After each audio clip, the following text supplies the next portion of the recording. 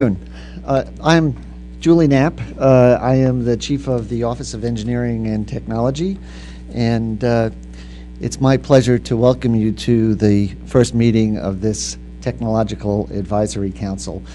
Chairman Julius Janikowski is going to be here a little later this afternoon, and he has some remarks to welcome you and to kick off the process. As you know, the Commission is facing some daunting challenges as we roll out the National Broadband Plan and tackle other difficult technical issues. And part of what we're focused on is innovation, investment, and jobs creation.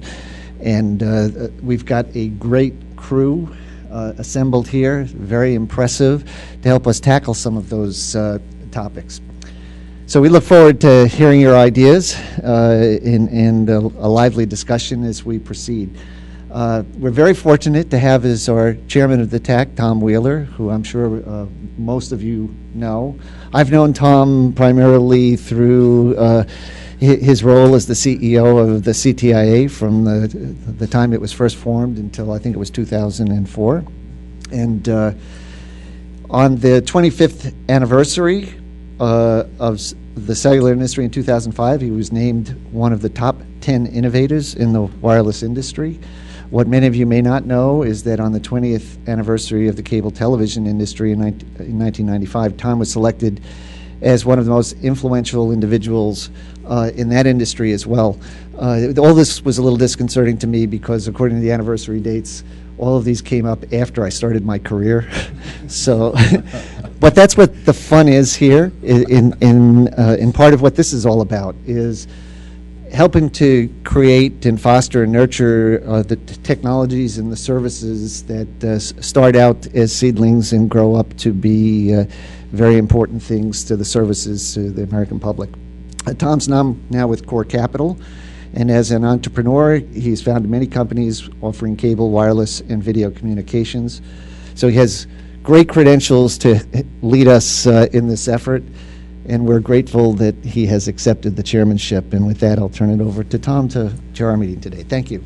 Thank you very much, Julie. And my mother would have believed those nice things, but and thank you to all of you for doing this. I mean, there's some serious brain power and skill sets sitting around this room, and the fact that you would take time from your day jobs to focus on the issues that we're going to try and come to grips with today means a great deal to everyone involved.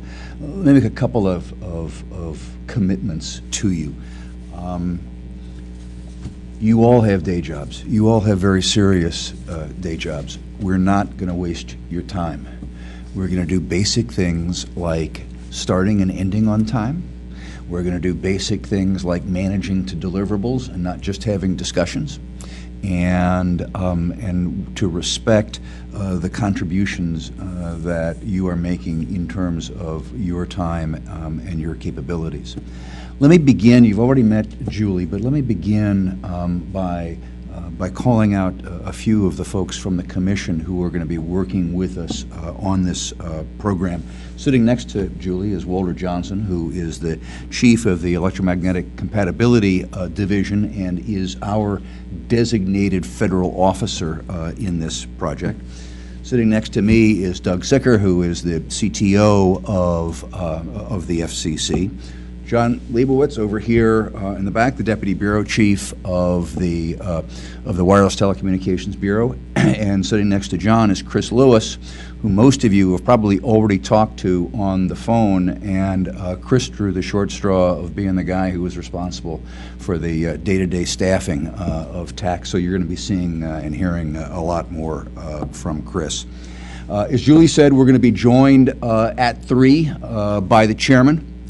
I specifically suggested to the chairman that perhaps it made more sense for him to come when we were part way through the meeting rather than joining us here at the outset, because hopefully if we do our job right during the meeting, we might have something to say to him. We might have some opportunity to engage him in some dialogue about some of the things that we're talking about.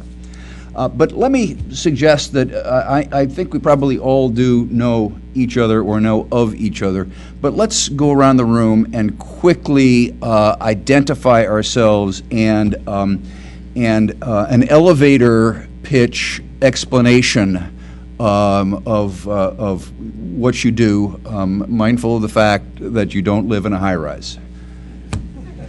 Let's start with Mark. Okay.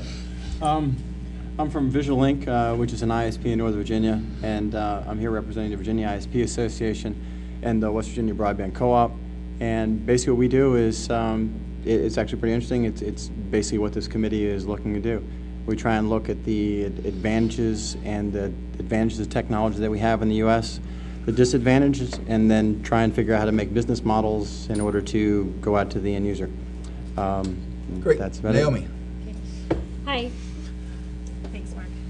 Hi, my name is Naomi Bergman. I'm president of Bright House Networks, which is a privately owned cable company. We have 2.5 million customers. If you counted just cable MSOs, traditional cable MSOs, we'd be the 6th largest if you count the new MSOs, which involves companies like Verizon or AT&T. We would, I think, be the 9th or 10th biggest. So that's what I do. And I do spend a lot of time focused on technology. Peter. Hi, my name is Peter Bloom. I'm an advisory director at General Atlantic. We're a large technology investor, and my responsibility there is technology due diligence and technology strategy advice to the companies that we invest in. Hello, I'm John Chapin. I'm a researcher at MIT. I've spent many years working on software radio and cognitive radio. And for 2 years recently, I served as chairman of the Software Defined Radio Forum, now known as the Wireless Innovation Forum. I'm here representing the forum, which is an international organization, membership organization dedicated broadly to the success, promoting the success of next generation wireless technologies. Casey Claffey. I lead a research group at the University of California, San Diego. For the last 15 or 20 years, we've been working on gathering data to help researchers and policymakers understand the internet, and also help researchers share data with each other, or providers share data with researchers in a safe way. And she came in on a red eye to be with us.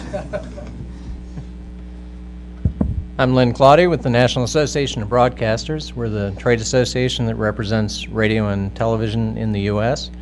As mature industries, radio and television are struggling with the challenge of continued relevance and more efficient operations, and we're involved in many of the discussions that pertain to spectrum here at the FCC. Good afternoon. I'm Richard Currier, Chief Technical Officer for Loral Space Communications. We have one division that manufactures satellites, and we're a 64% owner in a satellite operator, Telesat. Good afternoon, Brian Daly of AT&T. I'm the Director for Core Network and Government Regulatory Standards within the CTO organization at AT&T. AT&T with a long history of innovation within the telecommunications field in all areas of telecommunications, wireless, wireline, broadband, and cable, and look forward to participation. I'm Adam Drobot, and I'm Managing Director and Chief Technology Officer of 2M Companies. We make investments in high tech, including I would say investments in white spaces, internet, e-commerce, things along those lines, essentially. I'm Tom Eveslin. Until recently, I was Chief Technology Officer and Chief Recovery Officer for the state of Vermont. Now involved in the implementation of the broadband and smart grid grants, which are not as well related to each other as they ought to be, but we're trying to get there. In real life, I was a technology entrepreneur. I'm glad to be here. I'm Charlotte Field. I'm from Comcast. I am the Senior Vice President of Infrastructure and Operations, where I am responsible for supporting all internal back office applications, all internal email systems, run the data centers, and also all the customer-facing applications and network infrastructure. I'm Mark Gornberg. I'm a managing director with Hummer Windblad Venture Partners. We started in 1989 as the first venture firm to solely invest in software companies, and we still only invest in early stage software. Hi, I'm Dick Green. I'm a board member of Liberty Global International. We have 18 million cable subscribers in 13 different countries offshore.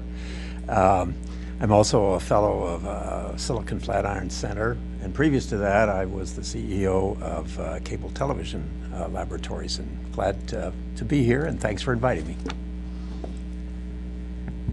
I'm Dale Hatfield. I'm currently the executive director of the Silicon Flatiron Center in Boulder at the University of Colorado, and I've also taken on recently a new role as executive director of the Broadband Internet Technical Advisory Group.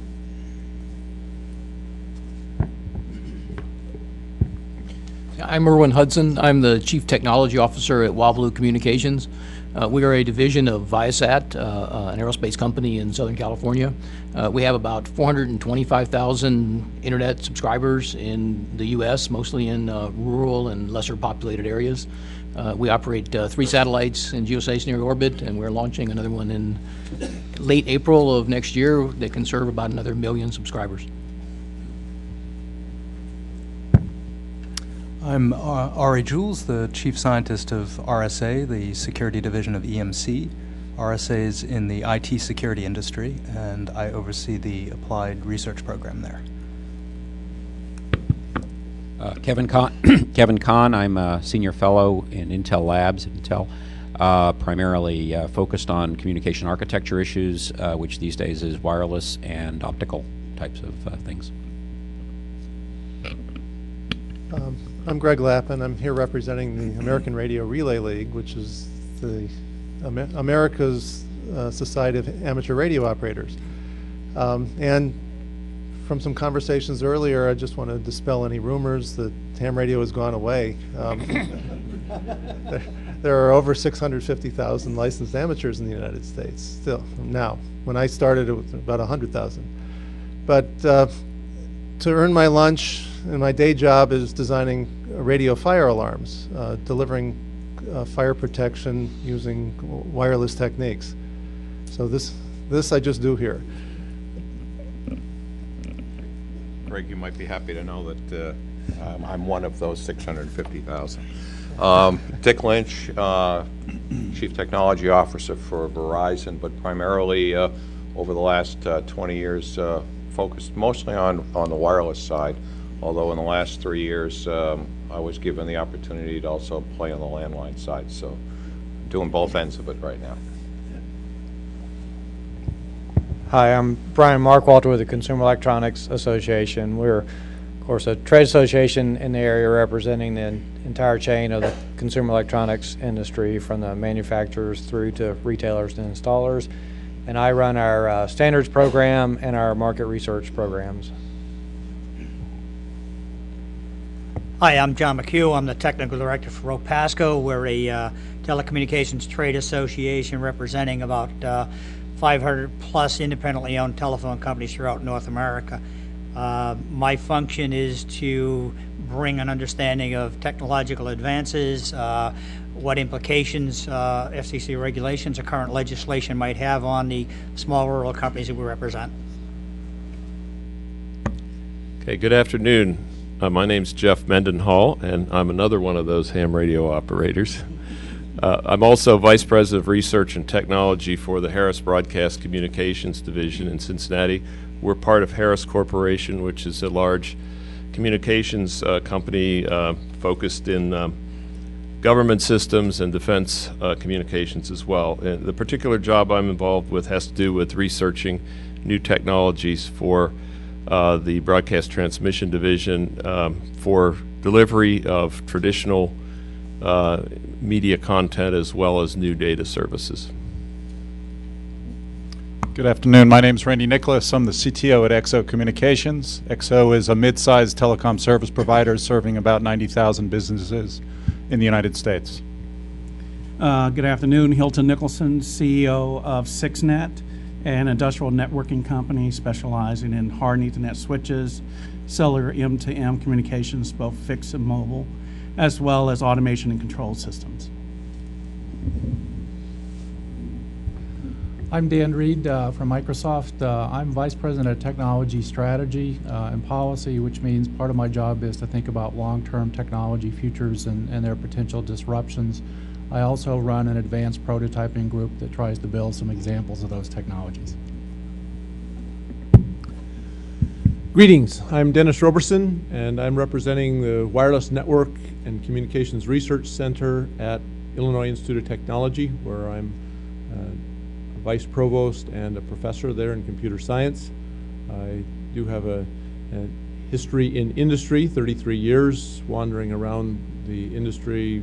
Last job there as Executive Vice President, Chief Technology Officer of Motorola.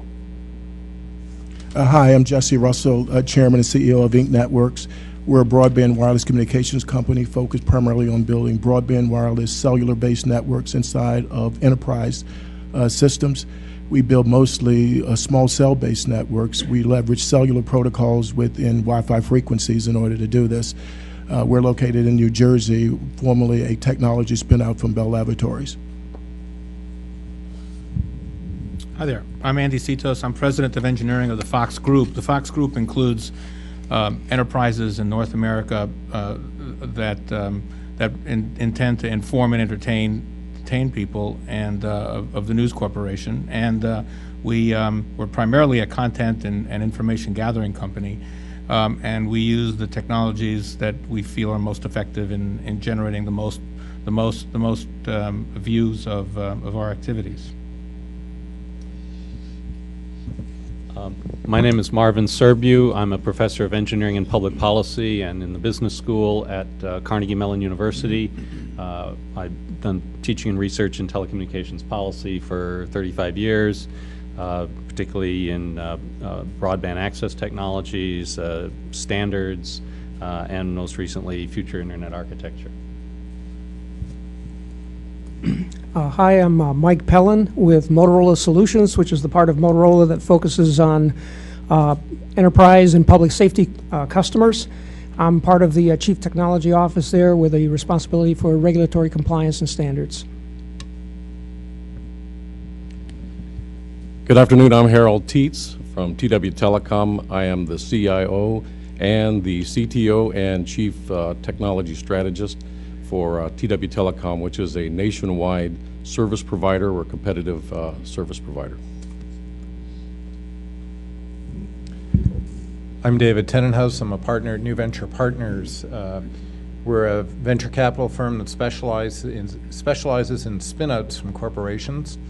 I used to be a director of research at a large corporation, and so I used to be the guy that would have these projects that were stuck that the business units wouldn't take. Now I try and rescue such projects and find them a new life as new ventures. I have a prior history at, in both university and government, so I guess I'm the guy that knows how to straddle those lines between academia, government, DoD, and industry. Hi, I'm Bud Tribble. I'm Vice President of Software Technology for Apple Incorporated, and I help determine our strategy and architecture for software technology. I guess I'll also mention I'm one of those ham radio operators that Greg mentioned earlier. Hi, I'm Jack Waters. I'm with Level 3 Communications, a small startup from Omaha, Nebraska. Used to be. I'm not a ham radio operator. I am the technology officer for the company, as well as the president of Network Services. Level 3 operates a fairly large infrastructure here in the U.S. as well as in Western and Eastern Europe. Hi, I'm Bob Zitter. I was a ham radio operator, but traded my equipment for a great stereo system in college. I'm CTO of Home Box Office. We're a pay television service providing services in the United States to 40 million homes and over 30 million homes outside the United States. And these days, my team is spending most of its time working on making our services available to subscribers on any device through any platform, wherever they are, and a little bit of time on 3D. Well, thank you, everybody. As I said, this is clearly an august group. Are there any ham operators who have not identified themselves. Oh, look at this! Look at this, huh? Well, all I can say is I never got beyond CB, but I'm also dating myself by saying that. Let me go through a couple of housekeeping and warm-up items here, and then let's get down to the brass tacks. We exist under the Federal Advisory Committee Act. There is a structure that has created about 1,000 units like this around the federal government. When I looked into this, I discovered that it literally dates back to George Washington, that Washington formed the first advisory commission to advise him on how to deal with the Whiskey Rebellion. Somehow that seemed appropriate. But you didn't get here by accident. As you've just heard in each of your introductions, I mean, this is a serious group of serious thinkers. As a result, one of the rules is that there are no substitutes. And we look forward to your participation. We will do everything possible to honor the way you are selflessly making your time available. But there are no substitutes to the committee. That's not to say that the committee meetings are not open, because they are open, as you can see. I think we're on the web, as a matter of fact, streaming right now. And there will be a feedback process as well as an outreach process. Anybody who is not on the committee who wishes to communicate with the committee, there is an email account set up at tac@fcc.gov. That's tac@fcc.gov. And in addition, Chris Lewis will be starting a blog that all of us will be able to participate in to try and talk about some of the things that we're doing here. So let's talk about the task that we have collectively been assigned. There are some in the press who, when this was first announced, labeled it a Spectrum Task Force. It is not. There are a lot of things going on in the Spectrum world. Probably there was some confusion that resulted from the fact that the chairman announced this group at a Spectrum Summit. And while Spectrum certainly is a topic that will affect everything we talk about, or most of the things we talk about, it is not the focus of this. This council was first suggested years ago by the FCBA, who thought that there should be some kind of a body that could advise the commission in order to keep it abreast of technological innovation. Interestingly enough, that recommendation came at a time when the commission was charged with overseeing multiple analog networks. And the world has changed a little bit since then. The digital world has changed everything. IP's pushed things to the edge. Innovation has followed it to the edge. And we need to incorporate that into the thinking of this group as well. The Census Bureau estimates that most of the net employment gains in this country in the period from '87 to 2005 came from companies that were less than 5 years old. And most of those companies looked like the networks that connected them, i.e. were distributed, rather than the old centralized model. And so the challenge of this group is to advise the FCC in the midst of that kind of evolution to the digital world. As was done previously, we need to help identify what innovations are down the road that the FCC needs to think about and be aware of and begin to anticipate. But at the same time, the IP world is moving so much faster than the previous experiences with that were overseen by other TACs, that we need to also ask the question, how does the FCC use that speed to encourage, not inhibit, developments that translate into investment and thus translate into jobs?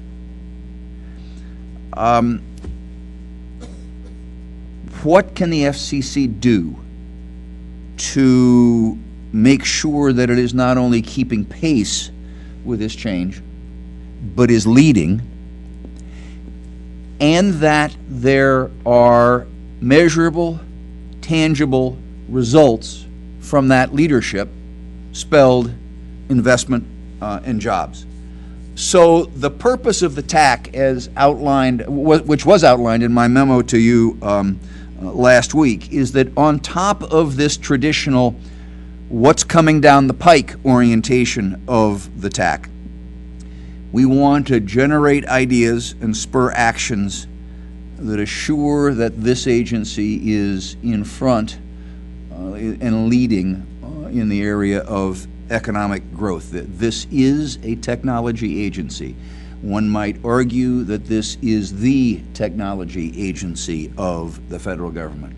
How can the FCC's regulatory mission help ICT as an economic growth engine? And what's the role of a network-rooted agency in a world that is driven by IP to the edge? We're going to try and do this in a particularly proactive manner that will be highly participatory. We'll meet about 4 times a year.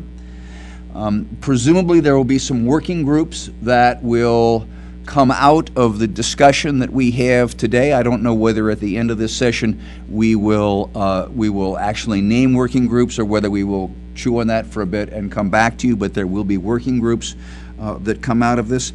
And wherever possible, we will use the technology that we promote rather than have to haul everybody here to Washington. But the full TAC meetings will be physically here in face-to-face settings.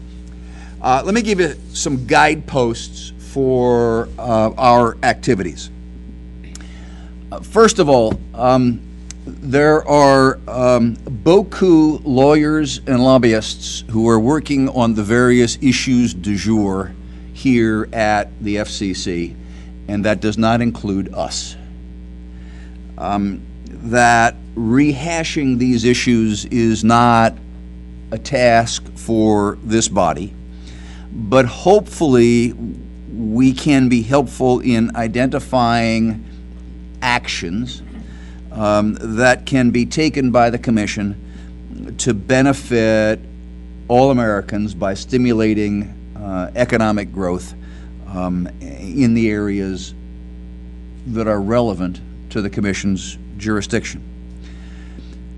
That means that we need to parse what we're doing on an implementation timetable, if you will.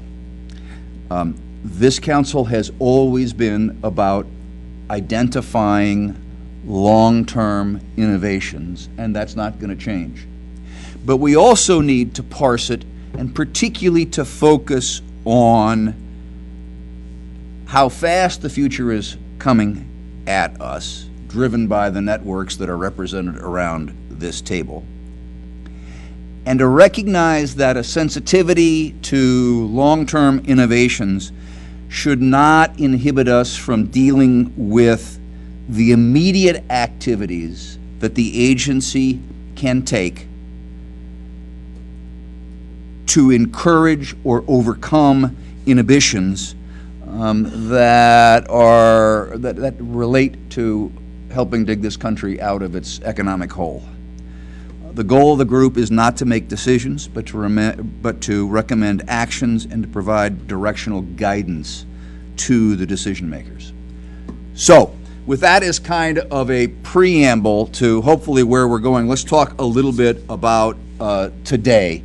We'll go till about 2:45, which is an hour and 15 minutes roughly from now, and try and do a recap of where we've been over that hour and 15 minutes, because we'll be joined by the chairman at 3. You'll have an opportunity. We will present to him the kinds of things we've been talking about as a work in progress. We're not going to solve any problems in an hour and 15 minutes, but then engage him and listen to what he has to say on some of these, on this greater topic of the role of the FCC. So let's start the process. Let me quit talking. As we attempted to put our minds around the challenge I just laid out, things kept coming back to that old saw about if you can measure it, you can manage it. And we tried to figure out, okay, how can we graphically identify something that might be the beginning of a structure that can produce measurable results. And so you were all sent this matrix, which I think they're going to throw up on the screen here. The screen's over here, I guess. As a way of guiding perhaps our thought process. Now, two comments about this matrix. First of all, it should not survive the minds at this meeting. Okay? Second of all, there is a silent third dimension to this two-dimensional matrix, and that's the time issue, the ability to have an impact as a result of a decision. And we need to keep that in mind as we consider it.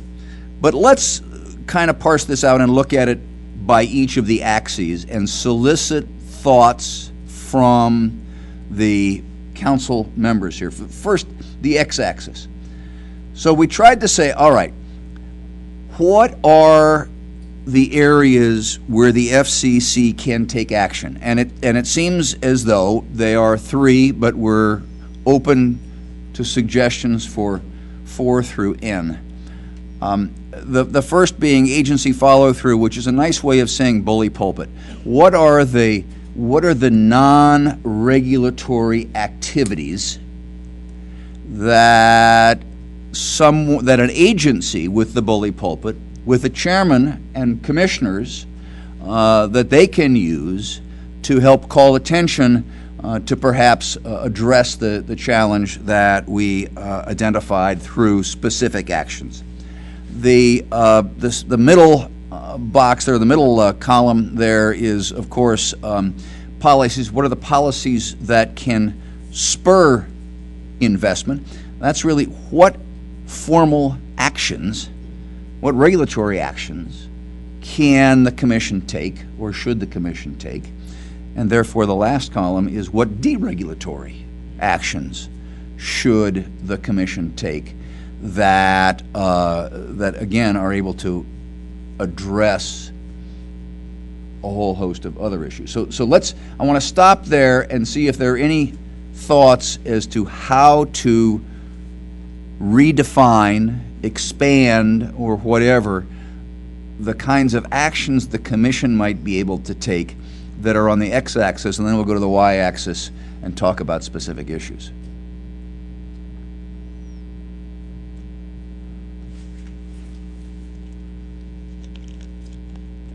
Yes? So, thanks, Tom.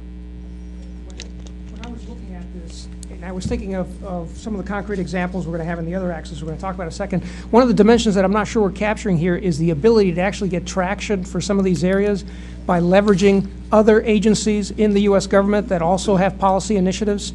And we know, for instance, DOE is looking at smart grid. So I see you nodding.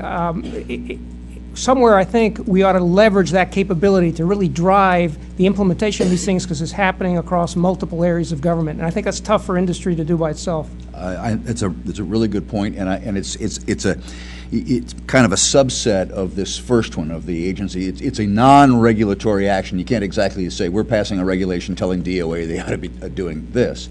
but we ought to look at all of the things on the y-axis in terms of how can we be catalysts in other areas as well. Really good point. Dennis. It's sort of a related point, but in a different dimension. And some of us had a discussion about this at the lunch that preceded the session, and that is the research dimension. Right. Building in the front end of the process, because if we don't have the ideas, the concrete ideas to move forward on, all of the other things that we might do have no ultimate benefit. And let's focus on that for a second, Dennis. What steps can the FCC take to stimulate a research agenda? I think there are actually quite a few. That because of the relationship, taking the lead from last speaker, there is the potential to drive agendas in many of the other organizations. National Science Foundation has often taken the lead from the FCC in its agenda in funding various research institutions to move forward. That would be one concrete example. There are other supporting examples. One that I was going to bring up later, but I'll throw it out now, is something that Julie and I have been talking about, this registered national test beds, establishing a set of places that have well-structured and even certified characteristics that can be used as places to go for the researchers to be able to conduct more concrete research, but making them open facilities, national assets. Blessed by the FCC? Blessed by the FCC, yes.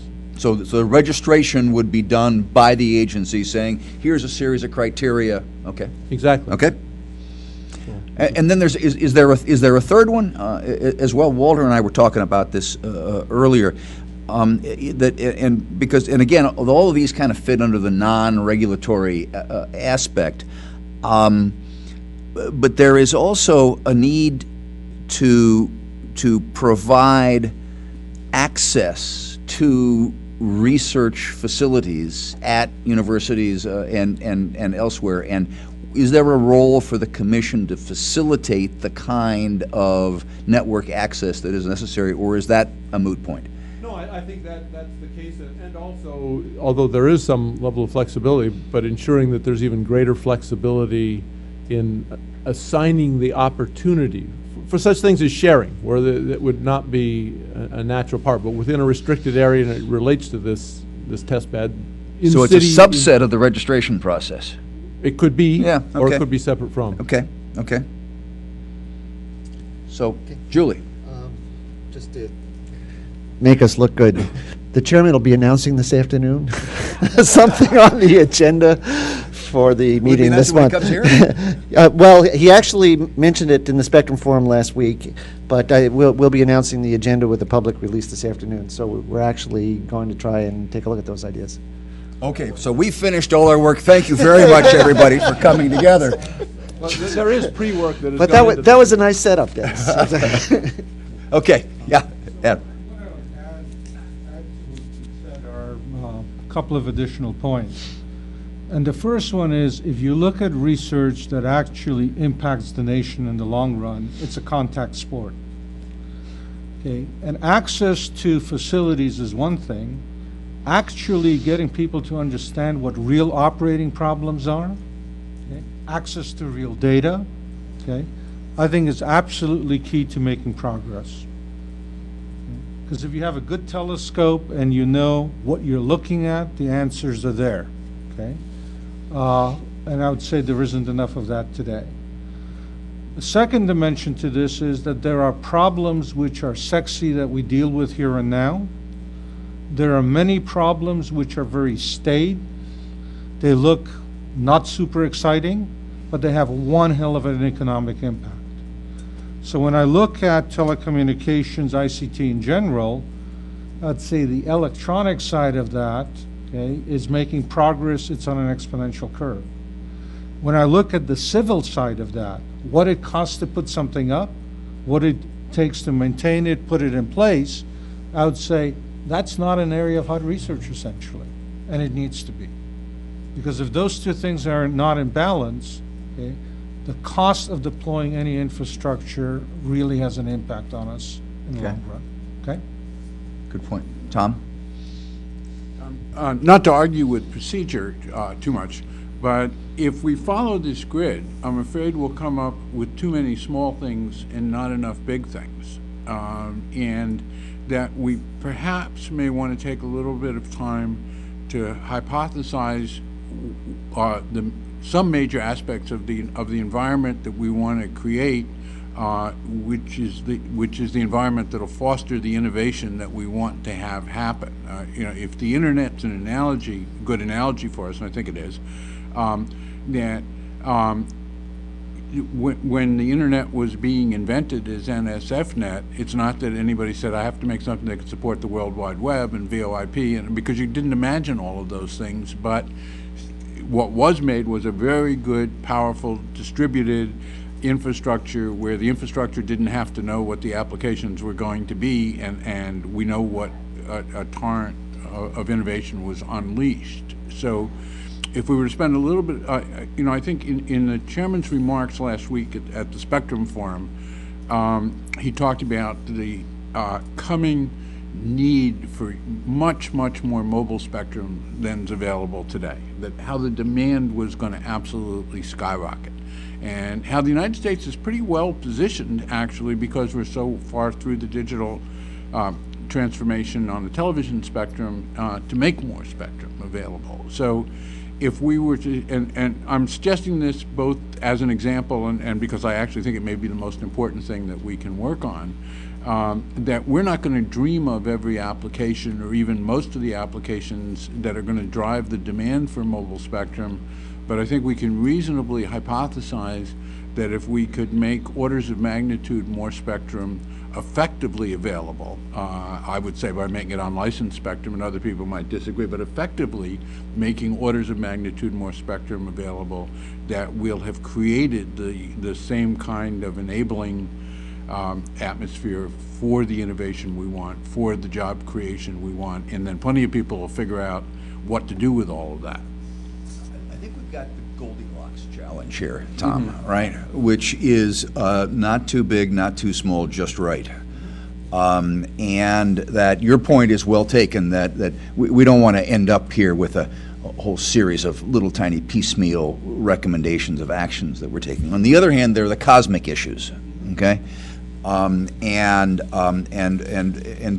those cosmic issues are being dealt with in rulemaking processes themselves, and by other structures, will require legislation, for instance, to deal with the spectrum question.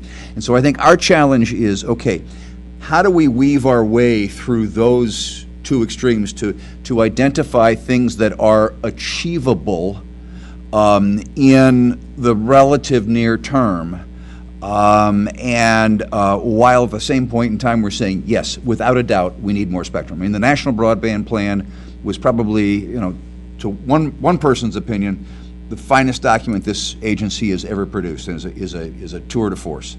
And it lays out both the promise and the challenge and all the ancillary issues that come with us. I'm not sure, though, that's the task of this group, but what are the things that we can, that the agency should be dealing with now, while Congress decides what spectrum policy is going to be, how you structure an incentive auction, these kinds of things that we can do. And that's, I mean, and so everybody jump in there. Yeah, Kevin. I'm sorry, Giselle, come on. Go ahead, Kevin, I'm sorry. Sorry, this is, I guess, a question to us. To what extent should we at least include in our discussions sort of the international overtones on what we do? Yeah. I'm particularly sort of alerted to this. I spent part of last week at an APEC Telmin, and there seem to be a lot of issues where the U.S. and our future competitiveness relative to the networks can be determined by how aggressive we are on issues that are on the international agenda, which could overrun us in some ways. certainly internet governance issues, deployment of IPv6, Internet of Things. These are all issues that, while we can kind of look at them myopically for the U.S., there seems to be an awful lot of stuff happening outside, and traditionally the U.S. has tended to set the agenda for the Internet. I think for our own economic welfare, it would be good if we continued to set the agenda for the Internet, but to do so without kind of somehow bringing into the discussion here what's happening elsewhere in the world might leave us a little blindsided to that. And it seems somewhere in these discussions we at least ought to have that as a backdrop. Obviously, it's not something that the FCC does from a rulemaking perspective, but from the bully pulpit side, it's probably an important one. Spot on. And can you hold a couple of those until we get to the y-axis? Because, I mean, I'll tell you, you just mentioned two that are high on my hit list. On the y-axis, Agree. I was just concerned with the concept of taking the international issues and making sure they're in the background. Great point. Jesse.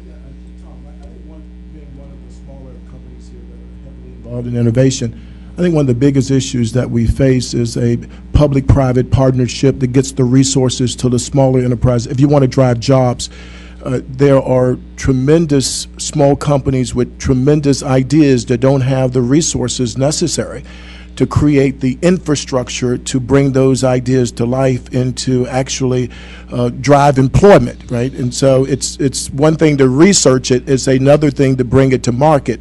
And that many of the smaller companies have the ability and the resources to research it, but they need a lot of help, mostly from the government, because we don't have the kind of resources within our companies to have lobbyists, I don't want to use the word in a negative sense, but lobbyists down at the FCC to get the kind of action that's required here. So we've got to find a way within the FCC to reach out to the small innovation companies that can drive employment, can drive new products into the marketplace and create a platform in terms of infrastructure someplace that these smaller companies can leverage, because they don't have the financial resources to get all of the assets that they need to make it happen. So, okay, answer your question.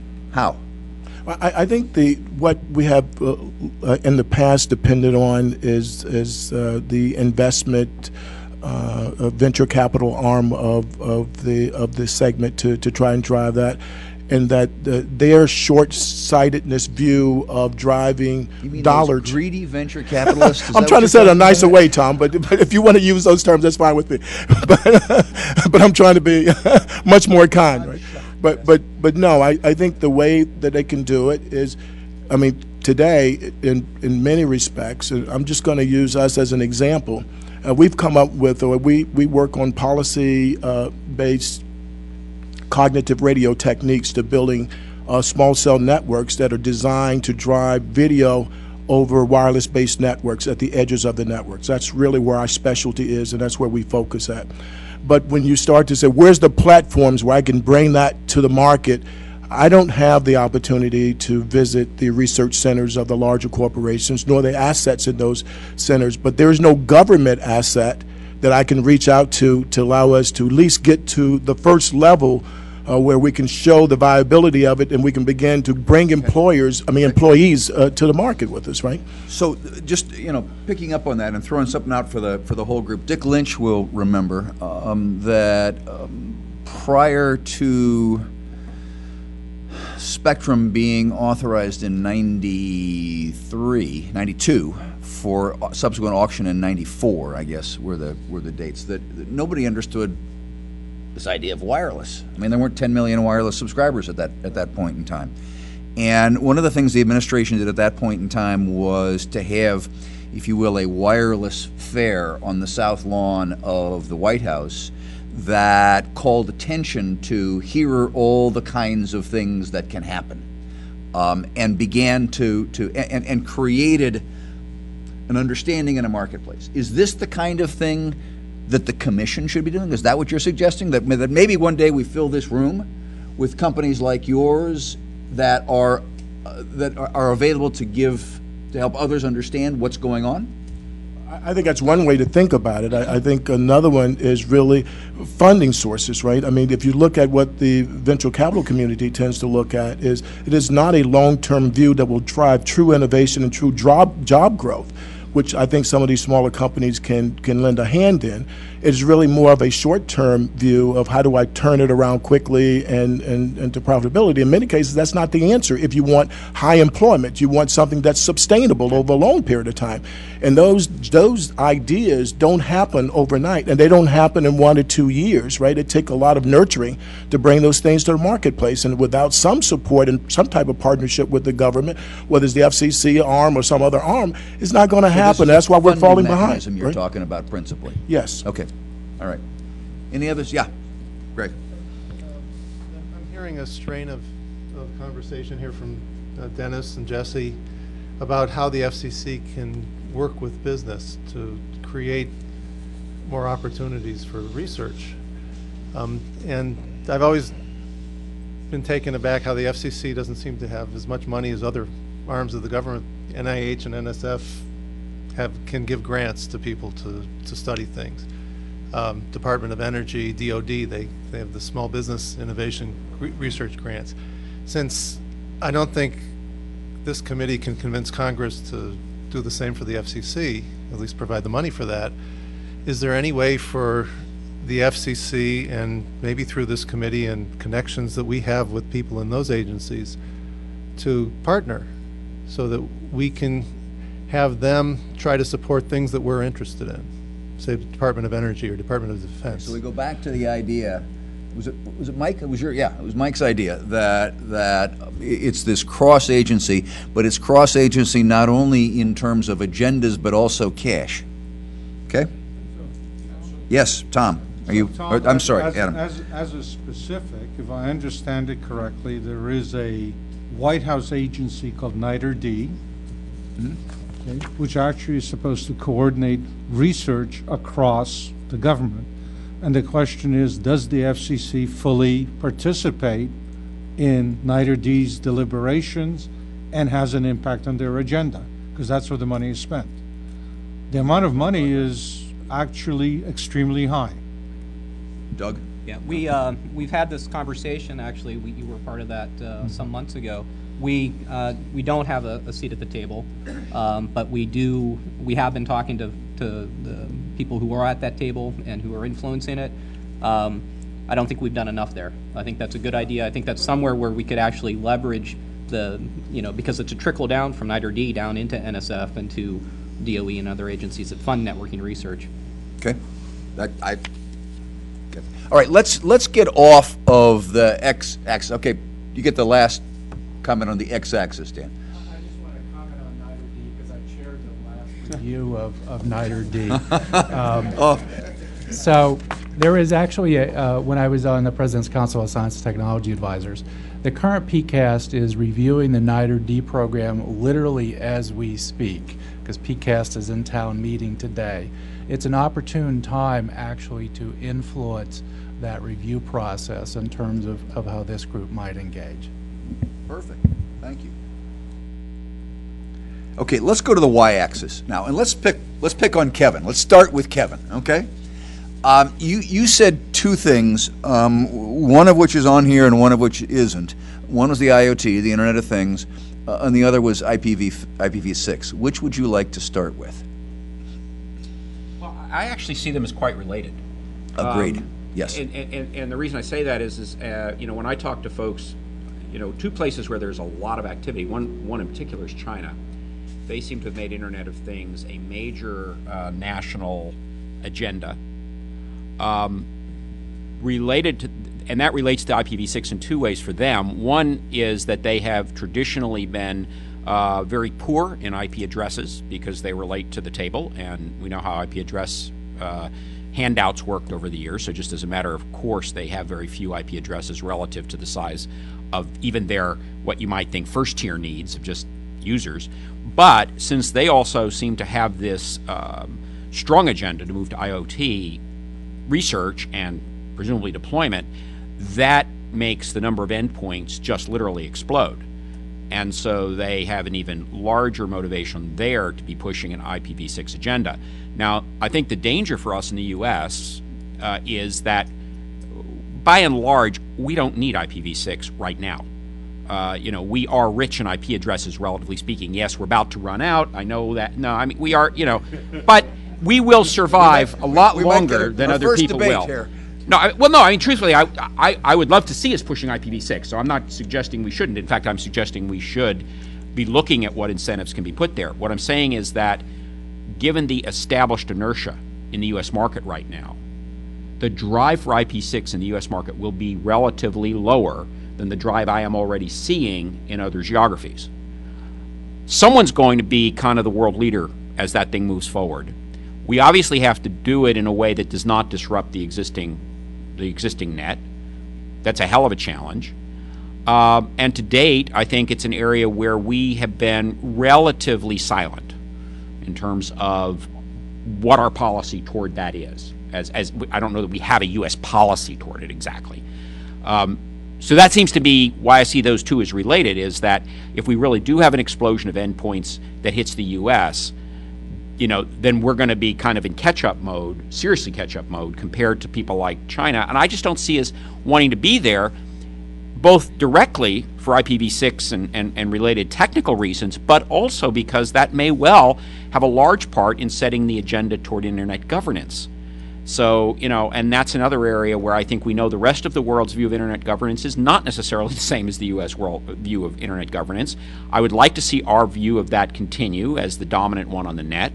But if we are not in the technical leadership role on key movements going forward, like address space issues, we're not going to be well positioned to say, hey, wait a second, we understand more about the net than anyone else does, and so we should continue to have a large say in the governance and how that proceeds. So let's use this, Kevin, as an example of the goal we talked about right at the outset, and that is some kind of actionable results, actionable recommendations coming out of here. So let's posit, just for discussion. The federal government has said it's not going to buy anything that's not IPv6 compliant, right? That's clearly a significant step forward, but we're still lagging in IPv6 rollout. Should there be an initiative? Is this I hate to use the term Y2K-like situation where the spotlight of awareness on the benefits, the needs for and the benefits from, which include making sure that we've got a leadership role in IoT and all the things that get spun from that, et cetera. Is that, somebody told me that, matter of fact, he's sitting right behind you, that NTT in Japan has a study out that says that the conversion to IPv6 will drive 10 million new jobs worldwide. And I've asked for a copy of the study, and we'll get it out to everybody here. But that's a whale of a statistic. And is there, and if that holds, what is it that the commission could do? Again, I think it's inside this first column of the bully pulpit, to drive that. So there's also only one person here who has an IPv6 sticker on her laptop. I didn't put it there.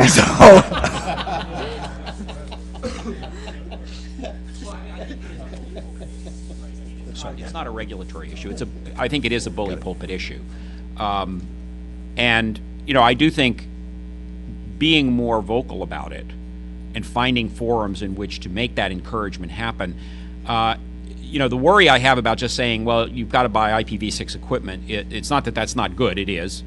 But, the real issues are going to be in the details of turning all that stuff on and having it work and having the conversions work and not losing the connectivity as it goes across, because that won't be accepted by the user community. And that's going to take, a lot more concerted action on the part. It's not going to be easy for the ISPs to really get there and deliver service to their customers. So sure, Microsoft Windows has IPv6 stacks. Sure, Cisco routers have IPv6 in them. But there's a big difference between saying it's there and it's operationally enabled. That's, which comes back to some of your point about, the mundane problems, which can be real. So I think there's an opportunity there in the bully pulpit column to take a look at that. I'm going to go here, and then Charlotte, and then here, Marvin. Yeah, I think it's a really good point. There's a huge difference between compliance recommendations and things that drive true adoption. And I think true adoption is the step that we need to take and promote, if you will. I mean, that for those that have been around the internet a long time, the decision for IPNG, which was what it was called in 1995, I think. So we're 15 years into a recommendation that hasn't taken a hold and hasn't really resulted in true adoption. I think to really get to the 10 million job, if that's true, I've never seen the paper. It has to be some action that pushes for adoption. Okay, Charlotte. That far off at all, and specifically, not only because of IoT, but just think about the devices that actually exist in the environment today. All of our video set-top boxes, will have the capability to basically have an internet address and have, and when you think about it and you say the average person in a home has 3 set-top boxes, and today, very few of them, basically are we have a lot of analog boxes out there today, but we're moving to a very different place. That's number one. Number two, I agree that there's a big issue on making sure that we manage the operability and do it right, or what we'll have is a lot of breakage for our business customers and everybody in the U.S. And lastly, I think that this would be an activity that should be pushed by the TAC, and it's probably a multi-threaded kind of a thing. Yes, we got to push the adoption. Yes, I think it's a great idea for the government agencies to say we only want to buy IPv6 compatible items, and it hits actually into your energy environment the way I think about it, because if we're putting in IPv4 only capable that can never expand to IPv6, then we have a lot of throwaway. We have, we're not being green, et cetera, right? So it kind of hits a bunch of different things. Good point. Who's down here? Is it Mark? The FCC's website accessible via IPv6. That's a good one. Now there's a threshold question. Tom? Yeah. So I was going to make that point. How many federal agencies' websites are reachable via V6? My sense is the service providers in this room would tend to agree that there are a lot of pieces in place. The equipment I think that we're all buying today is probably V6 capable. In some cases it's even turned on.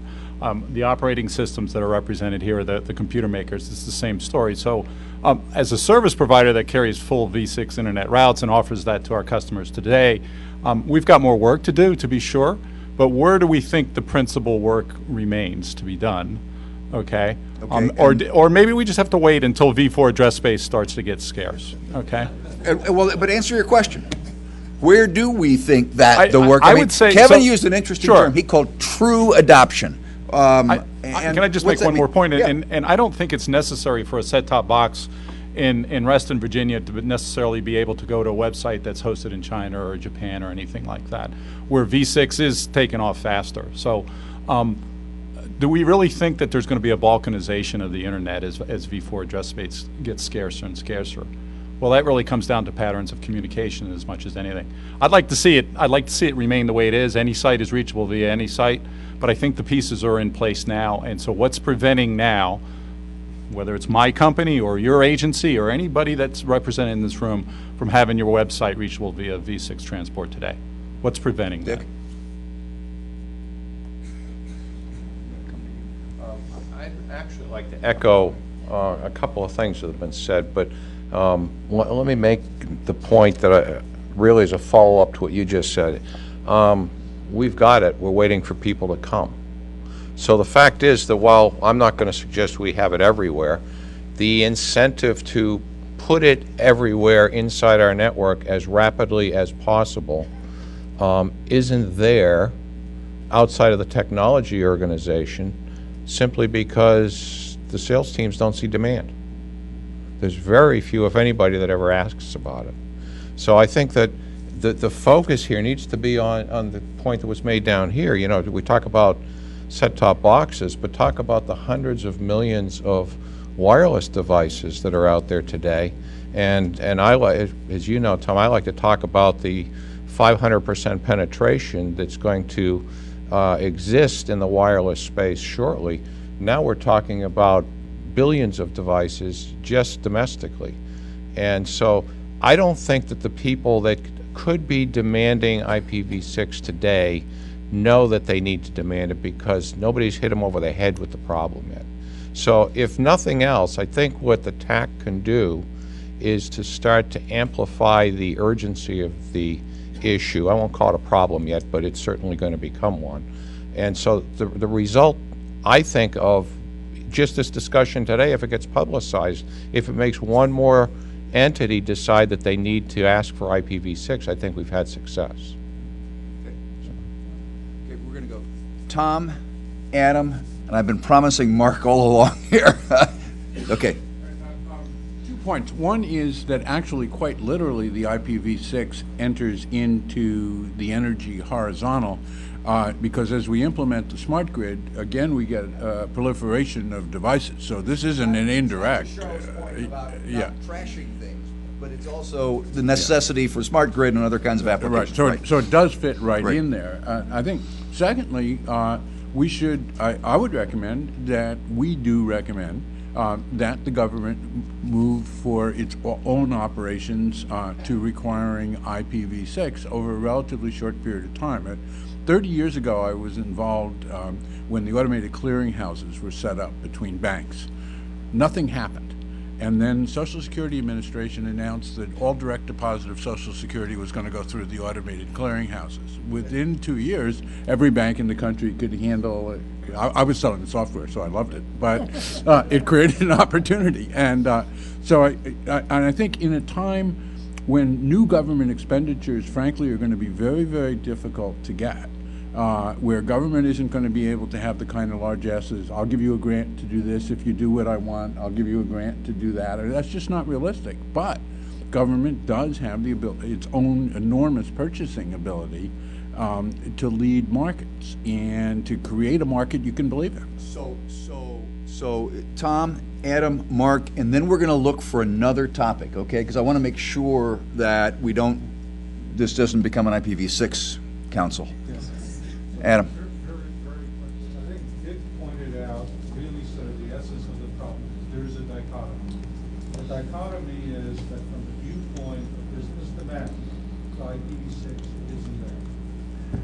When you then look at the list that you did vertically, of the 7 items that you have, I think 5 of them require solution of problems to which IPv6 is really the foundation.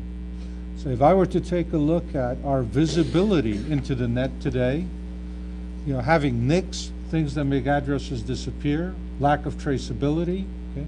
There are many, many problems that this has value for, okay? And they're really cross-cutting. Okay? And my belief is that you can't make headway in those 5 areas unless that foundation of trust, security, privacy is built properly to begin with. And IPv6 is a step in the right direction to doing that. Okay, last word on IPv6, Mark. Okay. IPv6, I agree with him completely. All the issues that he brought up, healthcare, spectrum, public safety, all of that, security of the internet, additional IPs, all the steps are great. Comcast is one of the great examples. They ended up as buying Adelphi. They needed more IP blocks. They were almost sort of driven to IPv6. But a quick analogy is we don't want to fall behind the rest of the world, and Kevin made a very good point on this. And what's important is one quick analogy I will make as to why the FCC needs to be basically use their bully pulpit to try and move IPv6 deployment and development is look at Great Britain. They produce phenomenal amounts of cars. They had literally hundreds of automobile manufacturers. They decided not to change to the same side of the road that the rest of the world drives on because they had a few buses in their cities that they decided not to change the exits to the other side and replace them. Because of that, their automobile industry has almost disappeared. Right now, we face almost the exact same situation.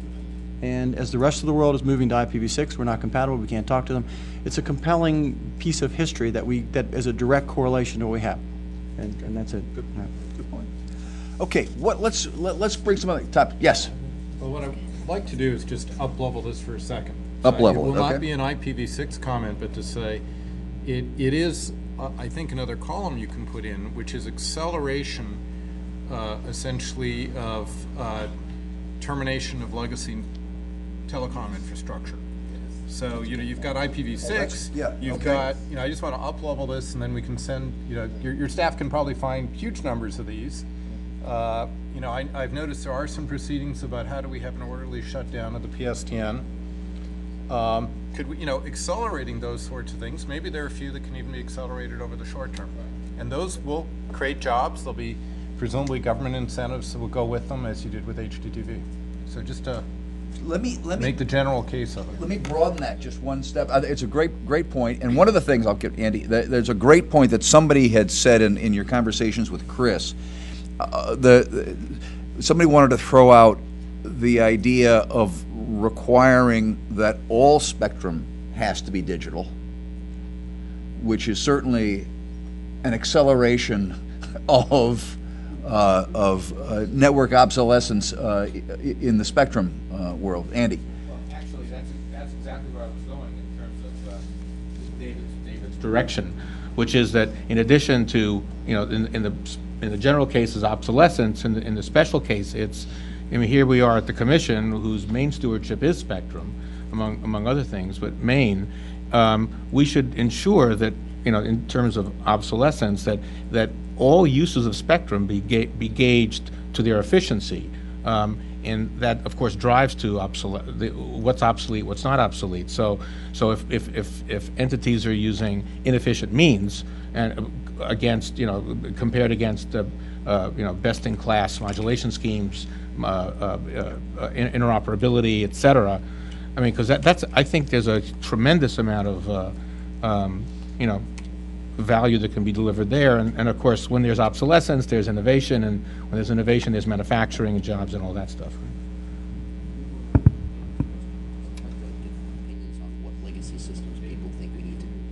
Okay, so Walter has asked if we could seek out what legacy systems would you flag? Yeah. One that's been facing us for a long time, it's been a contentious issue, but we're required to provide television signals through an analog output to the legacy television sets that are out there, which from those of us who care about theft of service, it's the sole cause of theft of service. But analog in the video space, that fits in many places. Okay. Yeah, just a comment on that. So while, as a cable operator, while we would love to, and probably every cable operator would love to go all digital and retire that, as Bob was saying, unfortunately it's not always consumer friendly. It would force many consumers to buy new television sets that haven't bought new television sets, or it would, the cost would often be borne by the consumer, and so I think there's much concern about that at the same time. Mm-hmm. Some of us lived through the DTV transition, right, Mr. Hatfield? And you're absolutely right. That's the most important statement. Exactly. It was. When Dale and I were working on the DTV transition with Haley and Chris and everybody else here, Julie, Armageddon was just right around the corner, and somehow we survived. Who else are we going to sacrifice here? Come on, folks. What other? I don't see anybody offering ham radio. No. Yes, this is the Y column. Yes. Jeff. Yeah. Jeff, and then we'll go to Dennis.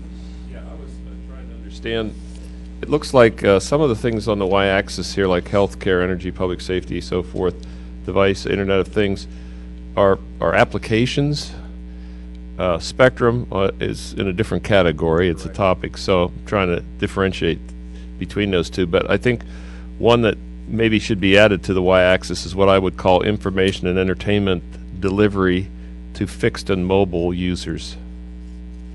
So that could be emergency information services as well as entertainment services, both fixed and mobile. Naomi, would you care to cover this? That's an application. There's another a colleague of yours who had the same idea. Yeah, I had the same comment that I was sharing with Chris before the meeting. I think that was really well said. That I agree that I also felt that spectrum didn't necessarily fit in the Y-axis as a growth field. It was certainly like an asset that could be used to fuel growth in the other fields. But I agree that that it seemed missing was the areas of television and video production. Communications was missing, applications, devices, wireline, wireless distribution, and then and I'm not sure if under Internet of Things, I'm not sure if that was inclusive of the Internet being, web publishing, distribution of content. So anyhow, I like your comment. I agree, it's a great addition. So let's develop this, and I've just been handed a note saying, please ask everyone to speak into the microphones. So, but let's develop this for a second, because, okay, information, entertainment, opportunities there, let's focus it down to ask, all right, what are the issues that the Commission can get its arms around via one of these three columns in that regard? Greg, Naomi, Jeff, I'm sorry, Jeffrey. Let me give it some thought for a second. Are you on this, Dennis, or you want to come in on something else? I'm on the topic that led into this, the spectrum topic. Yeah. And you guys in collusion over there wanting to go back to the topic? No, I'm talking to Dennis on the side, right? Yeah, I'm having a conversation with him on the side. Okay, good, yeah. Okay, well, let me, because it's not going to connect, but I'm going to follow this point around the spectrum itself, and as being something that is of a different character than a lot of the applications of spectrum. One of the things that strikes me that the FCC could do, since spectrum is a natural resource, a rare, scarce natural resource, as we all know, talked about for years, is to put more of a criteria in place, much like we do for gas mileage, where we have to have radio systems that meet the criteria as a figure of merit. And it's not just bits per hertz, although that's got to be part of it, but there is a complex, and some of this was in the broadband plan, but a complex set, but measurable set of criteria that rises, that every 5 years there's another step, yes, that keeps moving it up, so that we do have a way forward to continually enhance our utilization of this rare and valuable natural resource. But it is going to drive innovation, as so many of these rules do. Moore's Law has been the wonderful one. Gordon Moore drew a line way back when, and everybody in the world scrambled to meet that line. It was very much a self-fulfilling prophecy. He gets a lot of genius for predicting the future. He created the future more than he predicted it. And I think that the same sort of thing could be done by... Jesse, I'll come here. Go Jesse and here, and then Jeff. No, I just wanted to make a point relative to the rows. If you look at the exponential migration and growth from wired to wireless, as well as wireless broadband, the security and privacy issues, I think, need to be addressed here, because now you're seeing every end device being a wireless device. But how do you protect the person and the device and treating them as a decoupled security platform? And that I don't think that we are wrestling with that issue yet. And I think that issue is going to bite us into whatever if we don't address it. The role for the FCC is? No, I think the role for the FCC is that if we're going to spec devices within the spectral band, then we need to define how those wireless devices will be secured and how the person that uses the devices will be protected. And I think that reaches beyond allocation of spectrum. If you say, well, the FCC's role is just to mitigate interference, right? But I think the FCC can also reach beyond that in this bully put point of view of saying, We want to make sure those devices that operate within that spectrum protect the privacy and security of the person that uses it. So FCC certification should begin to include a privacy and security component. No, that's exactly right. Any thoughts on that? Yeah, Andy? I'll just say 2 words. I mean, how many motion pictures have had bad guys taking down the electrical grid? And I think, I mean, that's sort of a commonsensical point of view, and it's an example, a shining example of we don't want a smart grid set up, and then it can be made simply another lever point for a fulcrum for bad activity. Yeah, Dick.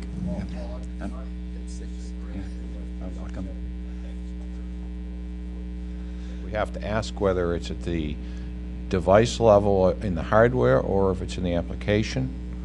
And, you know, if you drive it, well, certainly in the network level as well. But the issue for me is probably taking away some of the efficiency that is so important in the spectral world if we were to do spectrum wrong at the application layer. So I think we got to be real careful when we define something like that to make it clear where we're going to look at it and the downstream effects of it. Okay, so but Jesse's specific idea was certification. Okay.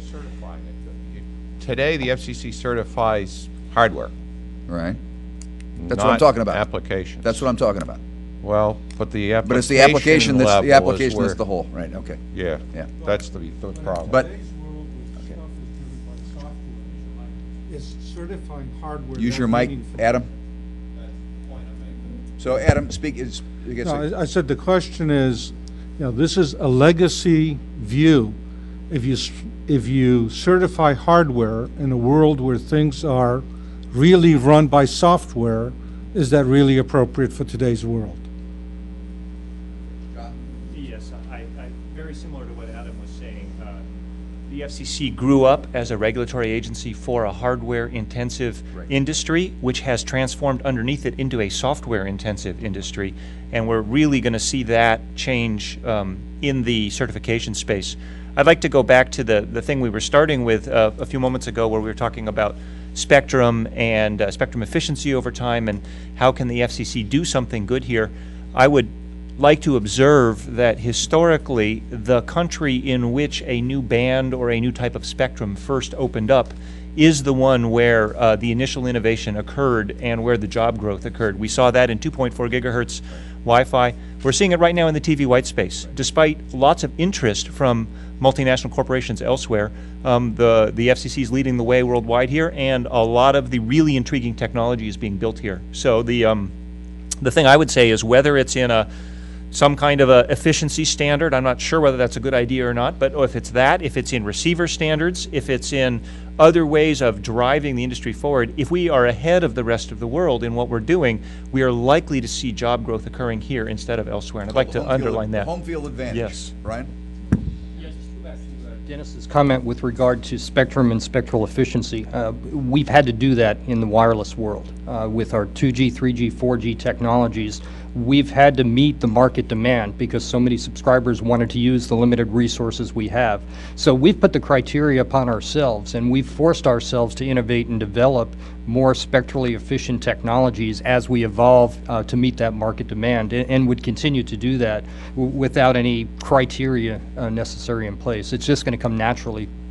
But there might be a case, right? I hear where you're coming from, but there might be a case where, look at it another way, that yes, wireless is the poster child for spectrum efficiency.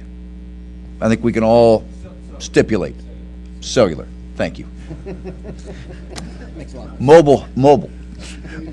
And so the issue is, how do we get that kind of efficiency impetus into other bands? And Dan. Touch back on, and that's a good question, but it connects back to the security issue, and whoever observed that this is both a software and a hardware issue is exactly right. It really is about building a chain of trust across the entire hierarchy. But all of these cross-cut issues on the vertical axes are another aspect of where that comes into play, because security and privacy in the Internet of Things and smart grid for data access, those are cross-cut issues, not only technically, but they're cross-cut issues about how we engage federal agencies. So cryptographic standards that NIST drives, smart grid standards that DOE will drive. You know, if we don't drive that cross-cut integration of privacy and security standards, to Kevin's earlier point, we will actually lose control of this space, and that, I think, is the big challenge for us as a country. Yeah. A small meta. Most of the structure of your matrix, all right, which is what I'm hearing is, and I kind of observed it myself when I first looked at these, is spectrum isn't an application area, right? It's a fundamental technology. Security privacy is not an application area, it's a fundamental technology. I think that there may be those, at least those two, three, however you want to count those. There may be others, I don't know right now as I say this, but I think they probably come off the y-axis and they kind of, somehow they have to ride across all of these because they're issues for all of these application areas, and you don't want to look at them kind of independent of the application. You know, you don't want a solution for security in smart grid that has nothing to do with the security, which is Dan's point, which has nothing to do with security elsewhere. So. Stipulate to it. Dale. I was going to say that where I see the wireless then efficiency then ties back then to the fixed infrastructure, because a lot of the way the wireless carriers are getting more efficiency is by reusing the spectrum more intensely. And this was an Aspen Institute conference a year ago that said you got to have more fiber-rich environment in the terrestrial network to support the tails that are going to provide the increased spectrum. Well, I don't want to go there, but issue.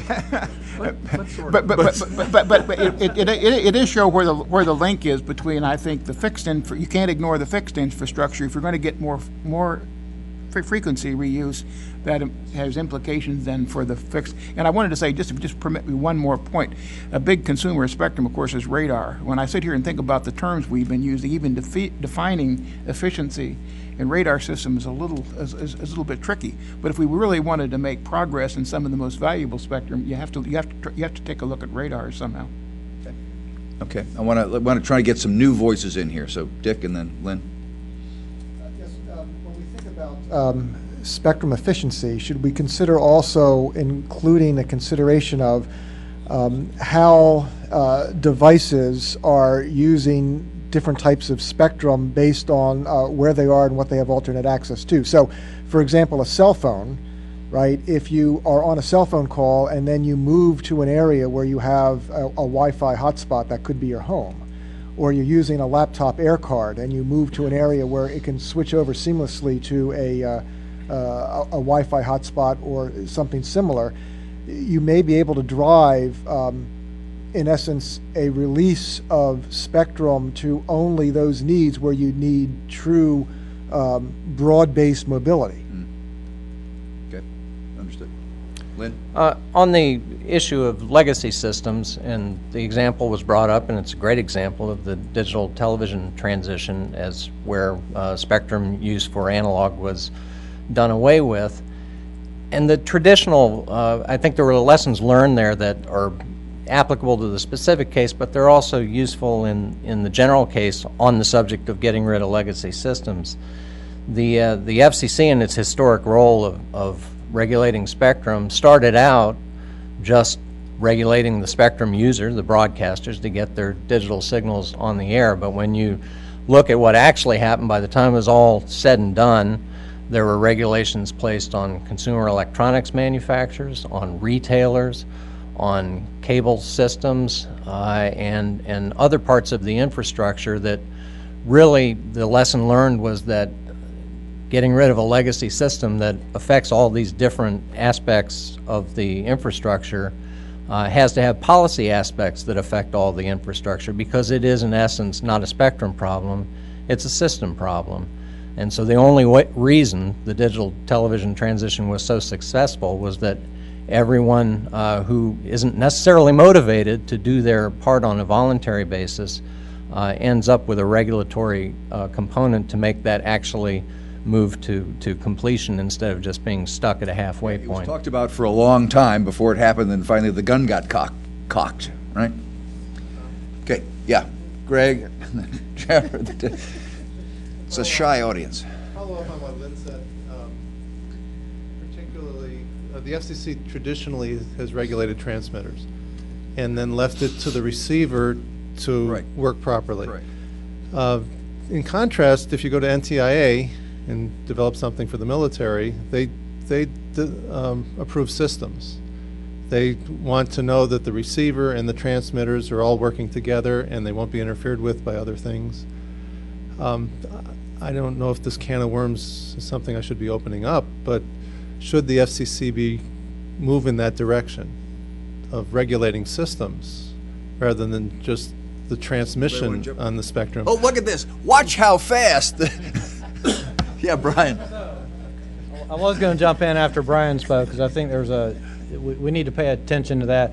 Well, the receivers in many cases are bought independently of the service, at least in the broadcast world. So as we look at like these markers for efficiency, I think that's great, like Moore's Law, but nothing, if we didn't make Moore's Law, nothing happened. So there's some really good things that the FCC did, like unlicensed, where part of why it was so successful was because the barrier was so low to entry, and we could create really inexpensive, neat things, and reinvestment occurred as success happened, and people messed around in the market. And I don't know if people remember the first 802.11 stuff and how expensive those cards were. I mean, who could have imagined what we would end up with, and all the reinvestment that went into A, B, G, N, et cetera. So I worry a lot about saying, here's all the stuff because we think you need to be here, putting that in front of people before they can ever enter the market.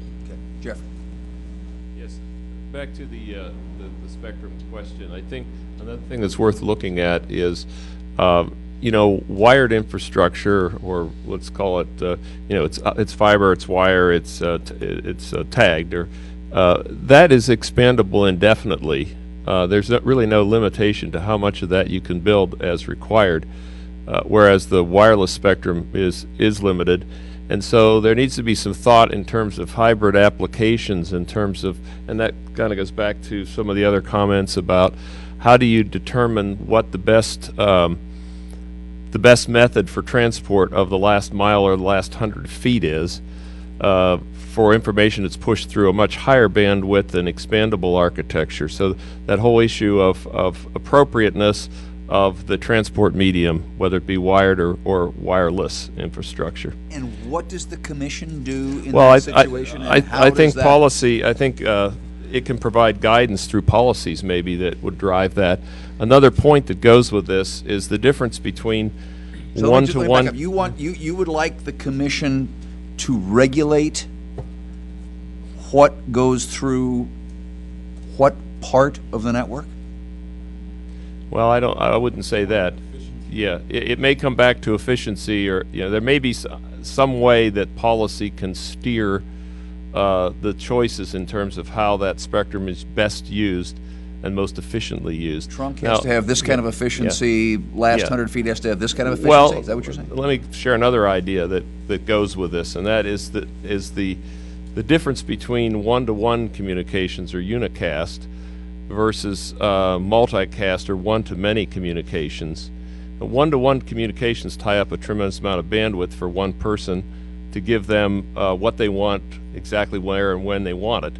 I think we're going to see hybrid systems where there's a hybridization of pushing data out that's been determined to be statistically most popular or whatever through a more efficient wired infrastructure, and making it available to those people that have to be untethered.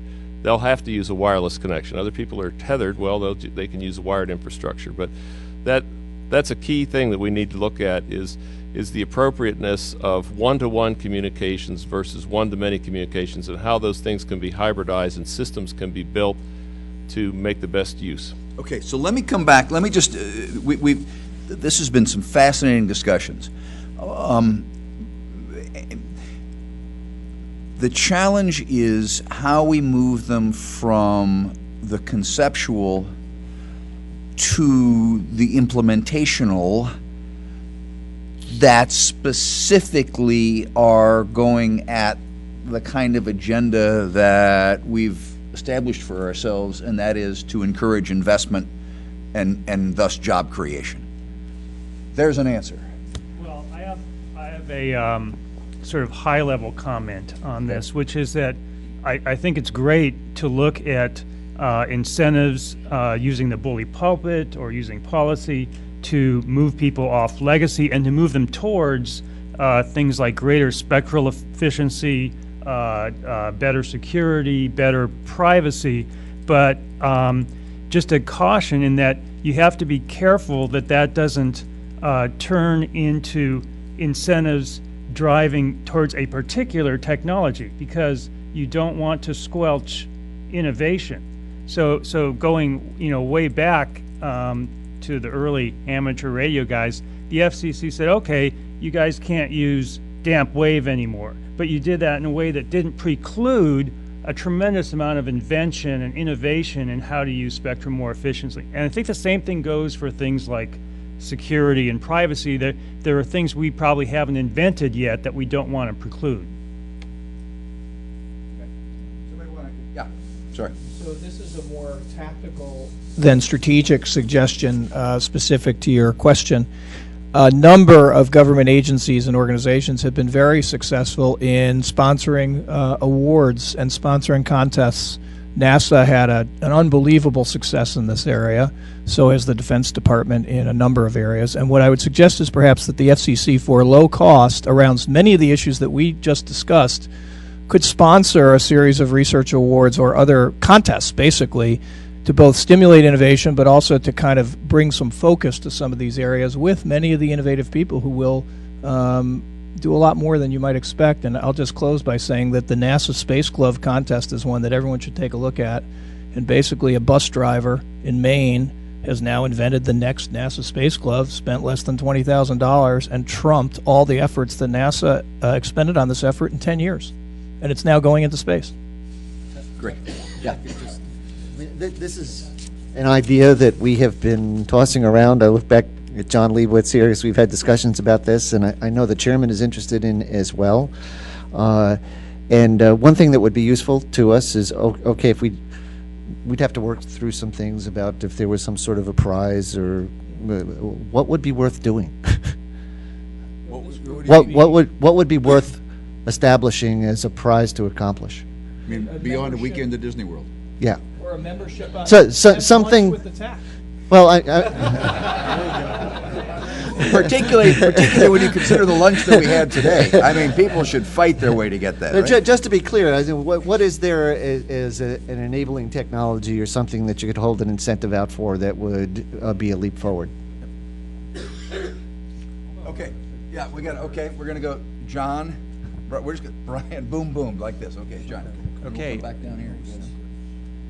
Go ahead, John. Certain kinds of spectrum sharing etiquettes that can protect legacy users and effectively open spectrum for all sorts of new kinds of use in those bands, different bands. Okay, so now, but you're expecting a regulatory policy that establishes spectrum etiquette? No, he asked, what should we have a contest for? Oh, I'm sorry, I'm back onto the, okay. Got it. Sorry. Okay, Brian. Back to the comment over here where we talked about the policies that set a certain level or have a certain goal in mind. And again, I think I agree with that. You don't want to spur investment only toward that goal. You want to spur investment to go past that goal, to innovate and develop new technologies. And I think care must be taken in developing policies at a certain level, because it could squelch some of the investment. Which really brings us back to the point I was trying to make with Tom, okay? And that is that and we got off track here for a while. What is it specifically that we can point to that says, listen, Commission, whether it's bully pulpit, regulatory or deregulatory, here are things that we think are going to have investment/job creation potential for this agency. And we've got, not that we don't have a list, but I mean, let's keep going back to that, Tom. Hit the mic. I appreciate your very specific question. To pick up where Daniel was on security and saying, well, if the FCC doesn't intercede with the other agencies, we'll lose control, it's actually worse than that. We have. And so if the answer to security in the smart grid, if left to DOE and to the utilities, is let's invent the PSTN. Rather than have the smart grid be the Internet of Energy, it's going to be the PSTN of energy, because they don't understand security in that context. And the network engineers at the utilities are like the network engineers at the telcos were 20 years ago. So very specifically, I think the FCC needs to take control of that. HIPAA is another example. There's no greater detriment to electronic health records than HIPAA. Why? Because it shouldn't have been. It should have been someone like the FCC. But how does the FCC take control of that? I mean, well, I think I don't know the politics. I mean, from whence? No, from whence does the authority emulate? Well, the authority's already in the executive branch, but not here. But it's not in the FCC. But I think so that the FCC should push to have the support of the executive branch for it being the arbiter of security and the setter of security standards, rather than having that done ad hoc in the different agencies. And this isn't a government preemption of anything but the government itself. It's not taking something out of the private sector that's in the private sector. It's saying that it shouldn't be scattered, that where the government is already setting the standards on security and on privacy of electronic information, it shouldn't be scattered out to the agencies. It should be concentrated in the FCC. Brian, we'll come down here. Okay, I just want there's a lot of information, a lot of work already going on here. NIST is responsible for the smart grid framework. They have done a huge piece of work on cybersecurity there. I know there's multi-agency under NSTC. There's subcommittees, so this isn't totally haphazard, and I'm not saying that FCC shouldn't be paying attention to privacy and security issues, but there is work going on here. It's not. Marvin, and then back to Ari. Yeah, I want to make the same point, because NIST is the expert agency, and they are the ones doing this, not DOE, for the smart grid. But there's a commonality between both energy and environment and public safety, where in these sectors we see operators asking for unique spectrum for whether it's smart grid or public safety, because they claim that commercial services don't provide either the level of reliability or the level of coverage that they need. And there's a general question here, which is, would we be better off investing in improving the reliability and coverage of the dual-use technology, whether it's mobile, conventional mobile in the case of the public safety need, or broadband internet in the case of the energy environment need, so as to meet the needs of these rather than trying to build specialized systems? And how do we explore that? I want to go back to Ari was next, and then I'll come back down here in. Well, I think the questions of security and privacy, and also the question of certification, raise the broader issue of the remit of the FCC and of the TAC.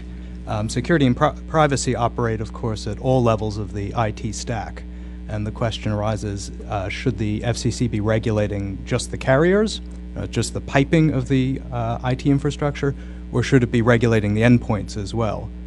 Does the remit extend, for instance, to databases, to the data stored in mobile devices? So perhaps some clarification around the scope of the tax effort and the FCC's purview would be helpful here. I would suggest that the agency has recently gone through an experience in terms of those who would want to make sure that its remit, as you say, is quite narrow in terms of the IP world.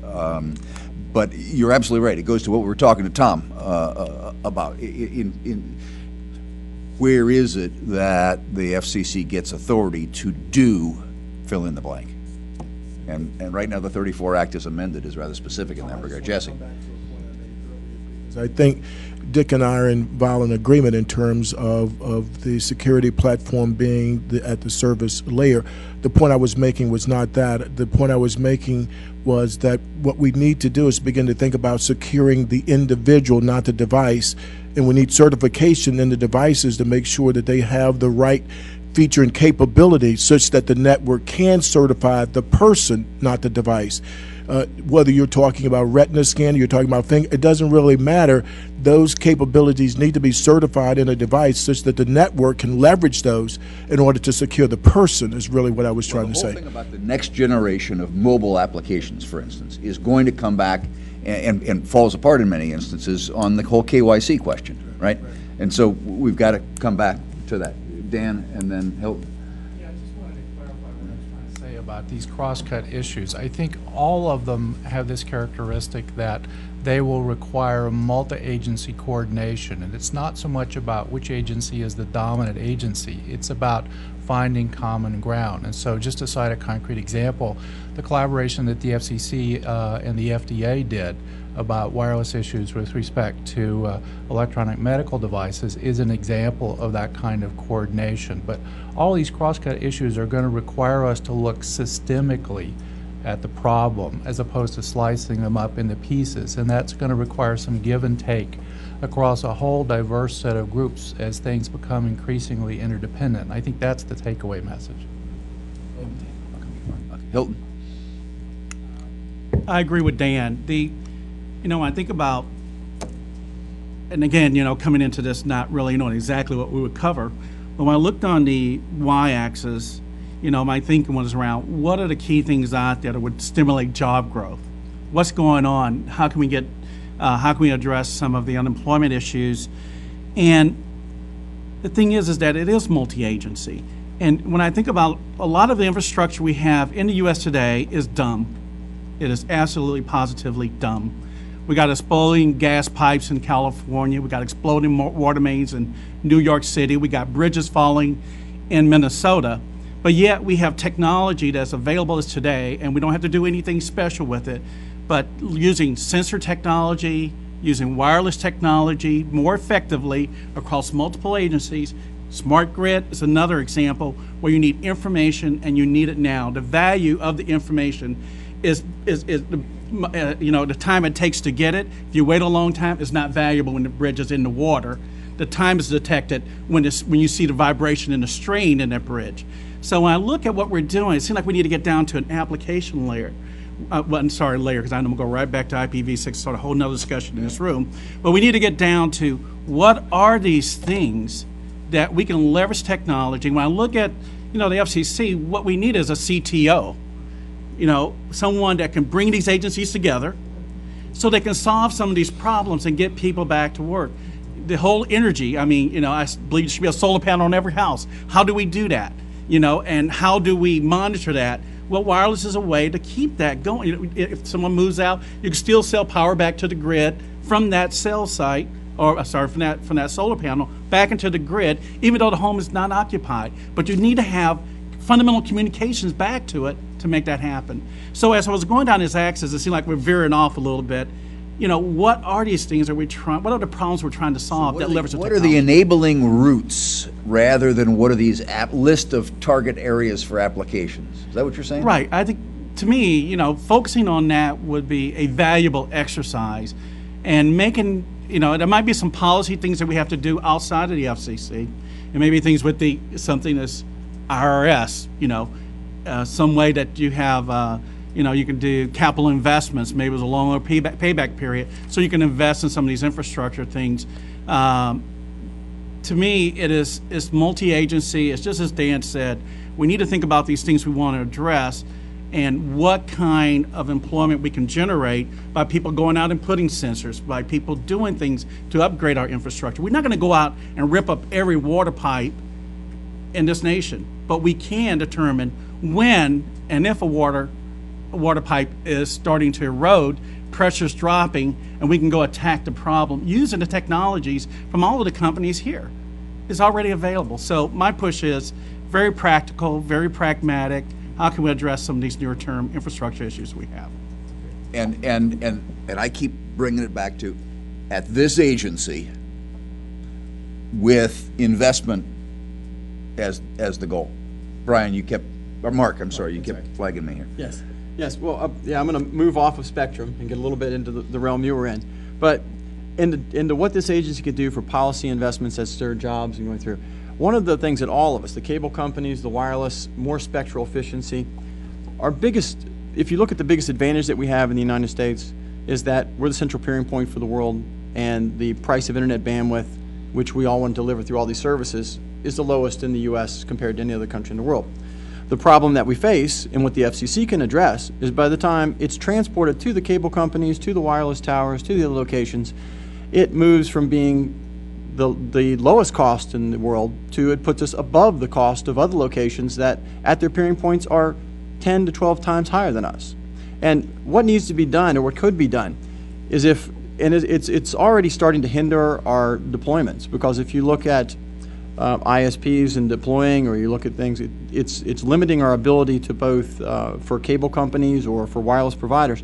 As new applications and innovative services are developed that need more bandwidth, the cost that it takes to provision that bandwidth and get it to the towers, the locations, the cable companies can't support the large volume needed for the applications to become successful.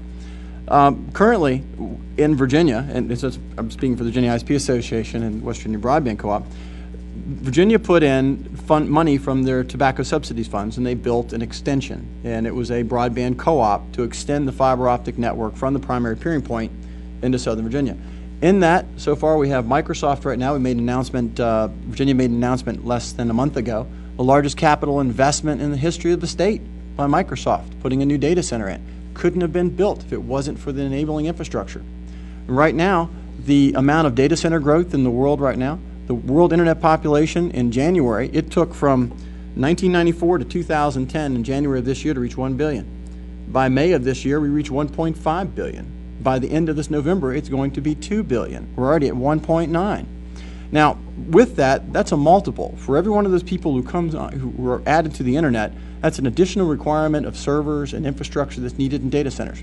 That means that there is going to be at least a multiple of 100% of the amount of data centers that need to be added in the world. We want those data centers to be in the United States. To enable those data centers to be in the United States, we need to have cost-effective transport that can move those data centers where the lowest cost of power is, so we can stay competitive in the world. And it also enables the same thing for lowering the cost of, so we can actually move to give enough broadband to people who actually want to innovate, make new services.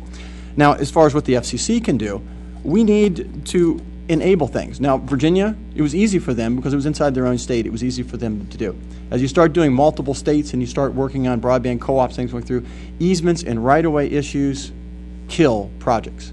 And if the FCC can address some way of neither regulating the cost it's charged for transport or enabling the ability for co-ops or other groups to build not broadband selling networks, but just networks that facilitate transport back to the primary peering points, that will enable a phenomenal amount of jobs and will allow us to, no matter what we do in this room or what we talk about, whatever technology, on the back end is the cost of how much bandwidth we have to get to that location. And so that's all I've got to say on that section. I think that's a good broad way of ending things up here. We've got 7 minutes until, if the chairman's on schedule, he joins us. And I'm sitting here trying to figure out what we're going to tell him that we succinctly talked about today. But let me try something on you, and I want to get agreement. I want to get your input as to what the. It seems to me as though what we talked about was lots of bully pulpit, which included leveraging of other agencies, which included of calling attention to issues such as IPv6. That we decided that on the y-axis that it should be less the focus of the end applications and more the enabling routes to get us there. IPv6 is the single topic that we have spent the most time talking about and is clearly fits that enabling route and also happens to fit with the bully pulpit theme. We talked about accelerating the termination of old networks. Andy asked about maintaining analog spectrum. Dennis talked about spectrum efficiency. We talked about how it really isn't spectrum, but it's the information and entertainment delivery, both mobile and fixed, on that spectrum. We didn't get much further than on that in terms of going down into jobs, and so we can build some there. We talked about security and privacy. That is as both a hardware and a software issue that is something that is an essential enabler, but also should be a job creator in the process. And then we talked about an awards program, such as the produced the contest that produced the space gloves. What am I missing here in the 90-second report that I've got to give the chairman here when you all when he arrives to join us? Easements and right-of-ways. There's a topic that we could spend about the next 3.5 hours on. Jesse? What was made about infrastructure sharing, I think the real issue is also spectrum sharing, and that I don't think we've spent any time talking about that today in terms of the whole white space rule, as well as spectrum that there today that you can build small cell networks in that would not, using cognitive radio techniques, interfere with large cell networks. So this whole issue of sharing spectrum, I think, is a sensitive topic, but somehow or another we've got to break the backbone of that to allow innovation to take place in sort of enterprise level wireless networks beyond what you can do with unlicensed spectrum. Other topics we want to add to? I'm sorry, John, and then I'll come back to Dennis. And, okay, we'll go Naomi, John, Dennis. Oh, no. Okay, well, I was just going to say, a comment I really liked at the beginning was Dennis's comment about national test beds, and I think that can also fit into, also perhaps to be an integration testing, environment as well, which could help all of us introduce new technologies faster. I also liked Hilton's comments, which I kind of took away. A lot of what Hilton was saying was it moved what we were talking about in terms of like accelerating the turndown of legacy networks, but also accelerating replacement of infrastructure as well. I liked that. I guess in my mind, I also thought to myself about, can we have ways that we can accelerate capital depreciation for companies, things like that, as ways to make some of what you were saying happen. I like both of those comments a lot. The last one. Okay, that last one maybe a little. I think the Ways and Means Committee will have something to say about that. John. Just along the same line as Nomi, I thought that whole discussion about research and the research leadership role that the FCC could take, very important to bring forward to the chairman. I got it. Yeah, Dennis. I guess we're all addressing your summary. The notion. Please help me write it. Yeah, no. The notion that you introduced at the start was that your chart wouldn't survive, and I think the notion of adding another dimension to this is a very good one. You almost said it, but I think you really do want to separate the applications from the underlying infrastructure, the spectrum, the security, privacy, the IPv6, those kinds of elements. But I do think that the applications are important as well. So I wouldn't throw them away, but I would add the additional dimension, which is terrific because then it does put the time dimension into its proper place as the fourth dimension, we always think. Great, thank you. Yes, sorry, Brian. I don't think we should de-emphasize that. You mentioned we spent a lot of time on IPv6 here today. We could have equally have spent as much time, if not more, on spectrum. So I think that needs to be right up there in there. We've said many things on it already. I think you've captured main points. Yeah, and the only I agree totally. And the only thing I say is that there are also almost N+1 other groups at this agency and elsewhere working on spectrum, and I think we want to give a hearty yay and verily on that. Yeah, Tom.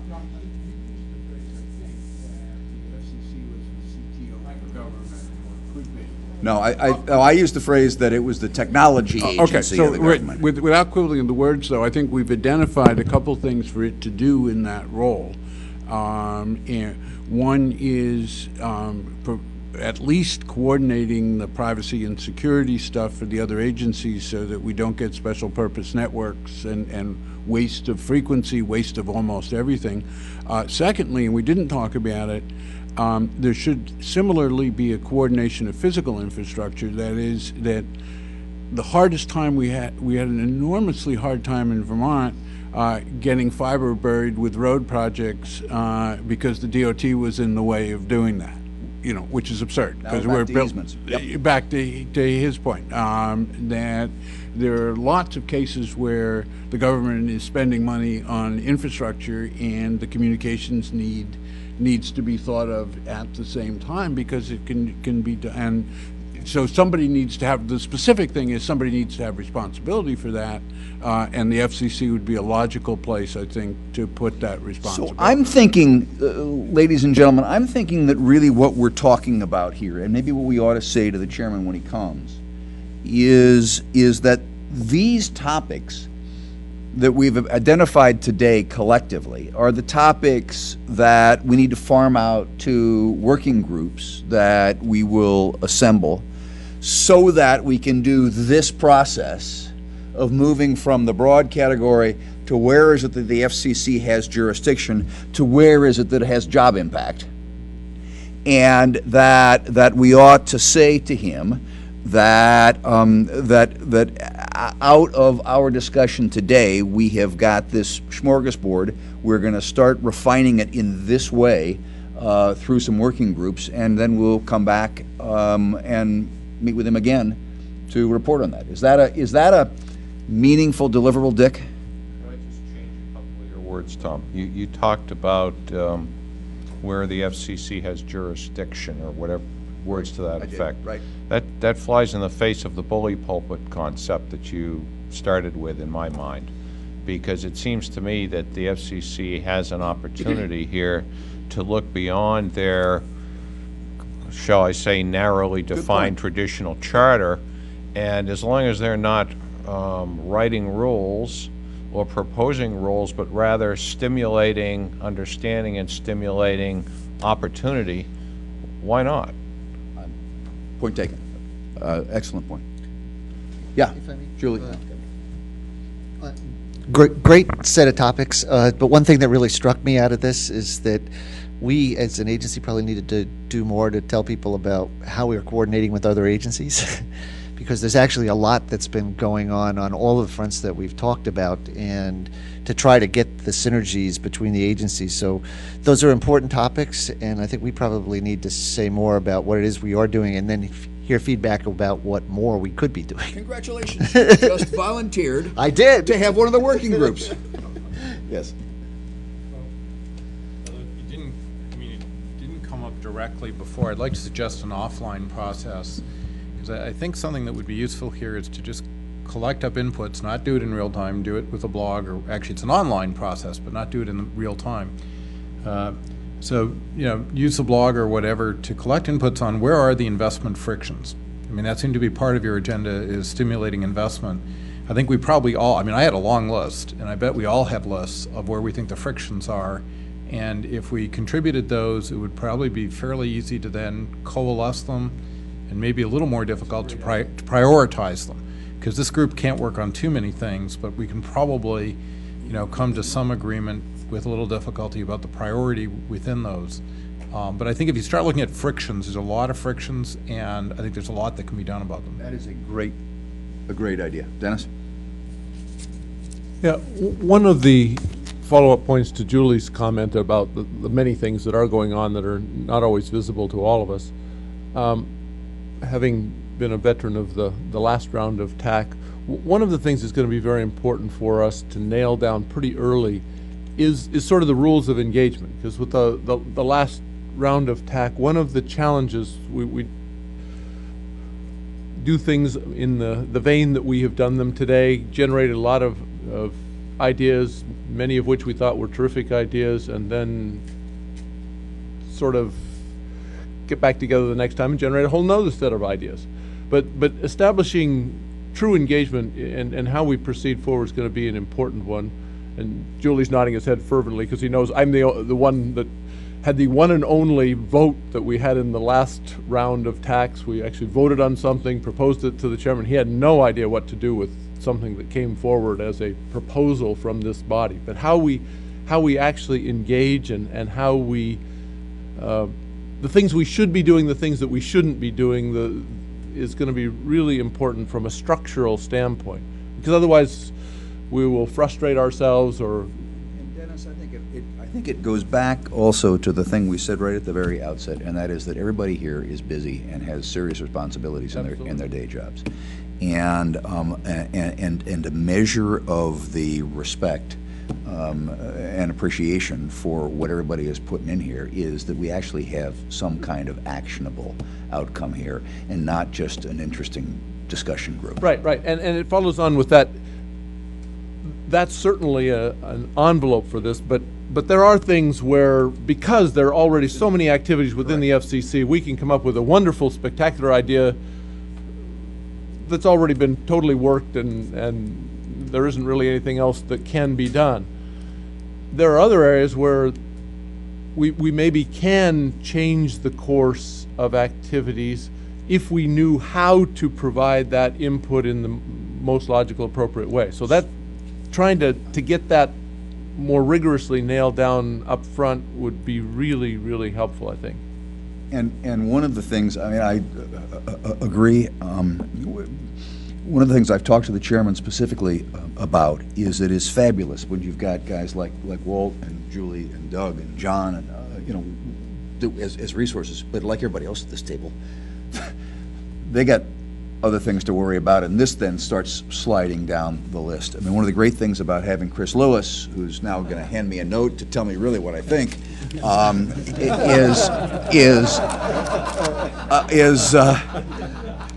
hey, the chairman's 20 minutes late. We can come up with another half of those ideas. Is that we've got somebody who, on a continuing basis, be working this, and it's not just okay.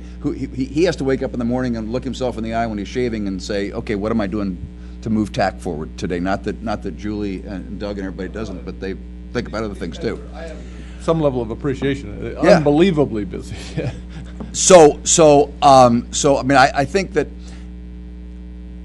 I certainly share that, and we're now setting up a process where the key players at the commission are meeting on a regularly scheduled basis for the purpose of follow-through and debating among themselves and ourselves exactly the question you asked, which is, okay, how do we get this into identifiable, manageable, actionable kinds of things, and not just a debating society. Yeah, that'll be really important, because, and I'm really down right to details of structurally how do we optimally do that, because we literally, most people weren't here at that time, but we literally had a great idea, and some of the graybeards around the table are nodding, and and on noise in this case, and we took a vote, and we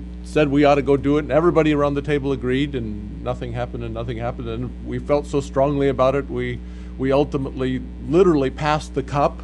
It was kind of $10,000 per person. This is a warning, and we went off and did the study, and no, but we didn't get a lot. But the reason for going through all this history is that there is a lot of energy, and I think you've generated it, and there will be a lot of energy here, but how to channel that energy in the most efficient way, and what the do's and don'ts are up front will make this a much more effective body for all concerned. Those around the table will feel much better. The FCC itself will derive much more benefit from the things that we talk about, and we can maybe even channel what we talk about based on this is going to work and this won't work, regardless of what we do. So that'll be enormously helpful. One of the processes there, I think, Dennis, is that we don't want to just do this in working groups or on the specific assigned follow-up folks here at the commission, But I've asked that they look into how we can use shareware capabilities and other kinds of things to make sure that we're all talking to each other all the time, and that a straw man can be put up that says, well, we think it's, and Dennis says it's great, but guess what you forgot? You need a subset here that addresses that, and that we try and have a participatory process that's more than us coming together 4 times a year or the working groups in between. We're going to try. Okay, it's not a small undertaking. No, it's not. Ari. You seem to be reaching for breadth in the process today, trying to enumerate items on the y-axis. I wonder if an alternative approach might be to choose one item, perhaps IPv6, since we devoted much of our conversation to it today, and try to address the many facets of that single problem and create a pattern for the effective operation of the TAC, rather than assigning different working groups to different and fragmented problems. And perhaps having learned our lessons from tackling a single problem, we'll be better equipped to address others later in the life of the council.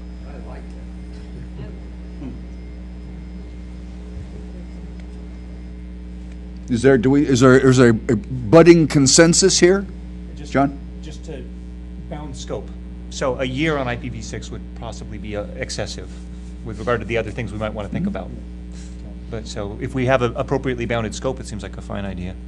I think the big challenge with it, because certainly at a gut level, I think it's a good idea, but I think the challenge is going to be making that mesh with the schedule of meetings that you have.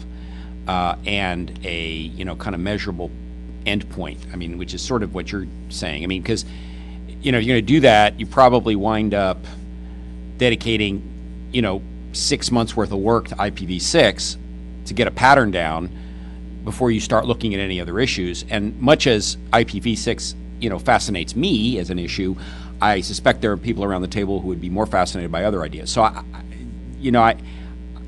bounding, yes, I think is a good idea, but I'm a little concerned that if you get too narrow too quickly, you're going to disenfranchise people who have other interests and stretch your schedule. Posit something there that tries to respond to both of you, plus the idea of what are the frictions. Okay, because I'm not sure that we should shut down the inquiry into what are the frictions, particularly if we're doing it on a virtual kind of a basis.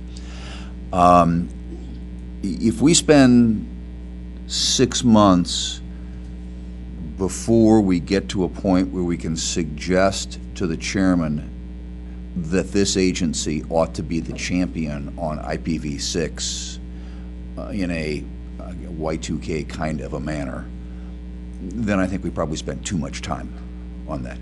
I think we can clearly spend 6 months on your term of true adoption.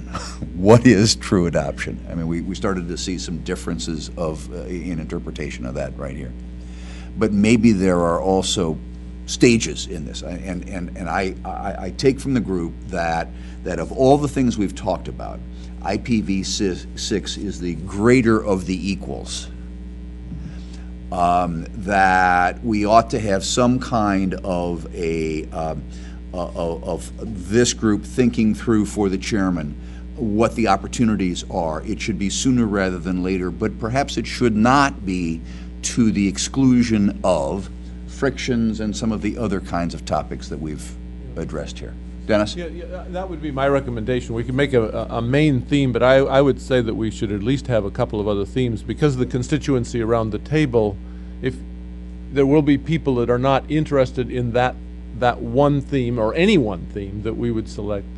And besides, we might end up with hitting a brick wall with a particular theme, and like our normal business affairs, you usually take at least... Nothing survives first contact with the enemy, right? Yes. So having Plan B, Plan C, and working them all in parallel seemed like a really great idea for me, especially as we start. Jesse? I agree with Dennis. I think we need a limited set, and I thought the idea, I forget who raised this, maybe it was you, Tom, about the enabling root platforms. which IPv6 is one of them. If we could identify 2 or 3 or 4 of those items and really focus where we think we get the most value or the most bang for the buck out, I think is a great use of the time, because we've got tremendous talent around the room in a lot of different dimensions. So I wouldn't support 1 or 2, but something on the 3 to 4 range and really dig deep enough in it that you can make substantive recommendations, I think would be key. So one of the things that I think that we also want to do is to take this list, sit down with Julie and the rest of the staff, like we had our eyes open today on the issue of interagency cooperation. But I think we also need to ask ourselves, okay, Julie, you're going to give us a working paper that says here's what's going on, and then we got to say, is this enough? Okay, and pursue these at all kinds of different levels and paces. Yeah. Just one observation, because so many people in the room have so much more expertise than I, but to keep it nonpartisan and because so many stakeholders have different interests, we can't lose sight of the focus on jobs, which is clearly our primary charter. And I admit that I was a little disappointed, other than your reference to the research project on IPv6 and the 10 million jobs created. There was very little discussion, not that, by the way, I have any great ideas either, but at least if we can keep that as our core focal point, I think that will appeal to a lot of different constituencies. Amen. I mean, I think we have to, yes, we can't forget the environment in which we currently live. So can I make one suggestion? Go for it. This is like my only suggestion. Go for it. The chairman's given us all kinds of time in here. This comes from my teenage son. So he said we should have an AmeriCorps for jobs, a tech corps, that the FCC could use its bully pulpit to help create, but that basically allows technical graduates from universities or even ham radio operators and others a platform by which they might help in either rural communities, disadvantaged communities, others, to enable tech-based capabilities that otherwise are inaccessible to those communities. So there used to be a group by the name of Tech Corps. Oh, I didn't know that. That started out of the Massachusetts Software Council. It was headed by my sister. Oh, cool. And it was a nationwide organization, and they were kind of the day after Net Day, because the problem with schools was, okay, there's this big push back during the Clinton administration, let's make sure we get E-rate and we get all the schools wired and all this sort of stuff. The day after everybody pulls the cable and they get everything all set in the schools, somebody can't get power, or the software crashes, or, you know, we all have that. And who do they turn to? And so there was a structure put together of Tech Corps, of local volunteers to do that. The interesting thing is that structures did come in to place afterwards and begin to fill that gap. But what is there that could be done on a volunteer basis, working with AmeriCorps or whoever the case may be? And I think it's a great idea. Or Teach for America. Right? Yeah, I mean, exactly. There are any number of organizations we could affiliate with, but that's a place where the FCC's bully pulpit would be completely, I think, supported regardless of political points of view or technical issues. And so I just offer that as a suggestion. I think by a congressman that some sort of a communications corps be put together, so during an emergency there would be trained individuals. Right. Much like ham radio operators.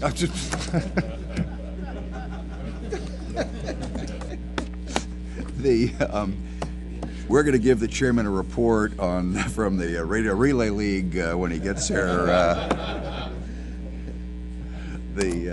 Yes, I'm sorry. I have a hard time seeing down there. I'm sorry. That's okay.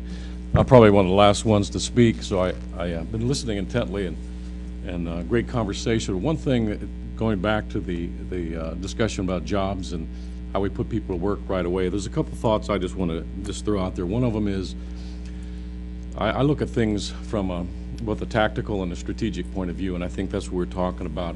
Pick 2 or 3 things that are tactical and maybe 1 or 2 strategic things. But one of the things that strikes me is, being both the CIO and the CTO of a company, is that I speak to companies all the time about what is it they need. And one of the things that I hear constantly is, I need the ubiquitous access to Ethernet networks. Okay, so that's one of them. Second thing is, I needed to be more intelligent to help me to manage my applications. And the third thing is, how do I do that reasonably? Cost, so those things. So as I listen to this, and I'm not sure who spoke about the right-of-way, but one of the things to put people to work immediately in terms of construction is the ability to drive more fiber. Forgive me if I sound like the fiber guy, but I am. Putting more network in place from a construction point of view, putting shovels in the ground, and that really does take some help from the FCC and right-of-way issues. And second thing, dealing with the ubiquity of the network. We talked before about wireless versus wireline in terms of the transport, but the fundamental need for most of the businesses that I deal with are, give me Ethernet capability so I can have quicker provisioning times. I can drive my business in ways that I can be more elastic in how I deal with my needs as a company. So when we look at these things, and I look at it very much from that practical point of view, how do we, as a group here, encourage that either through the bully pulpit that we've talked about, or through right-of-way support, or encouraging the IPv6? I'm going to just say it this way: I think we're in for a real problem with IPv4. We've talked a little bit about it. I think it's even worse than we think. Exhaustion. It is, and it's already upon us. Literally, in the first 2 quarters of next year, Aaron's is going to be out of IP addresses on the V4 side. If we're going to have any chance of keeping world leadership, we're going to have to drive that IPv6 message, and it's got to come in a strong way. So I believe that's one of the things that we can do as a body is to make those kind of statements. And then the last thing, and I'll be quiet, talking about the spectrum management, and I think that is something that everybody has mentioned many different options there. That should be the more strategic view from this team. So with that said, I think we can focus on the tactical, get some wins, show the not only the chairman but others that we can deliver something rapidly, and then the second thing is the longer term with which would keep everybody's interest, I think. So, thank you. There was a level of intensity and urgency in your IPv6 comment that was heard. Yeah, Jesse. I started out when I made my first comment about small companies. I think it would be useful if the FCC had some type of small technology company mentor program, because there are large corporations that are so focused on today, here and now, and then you've got these small innovation companies that are the future large companies that are sort of starved for resources in many different dimensions. If there was some way where the FCC could bring the companies together, because if the big companies are worried about being cannibalized by small American companies, there are going to be foreign small companies that will cannibalize them.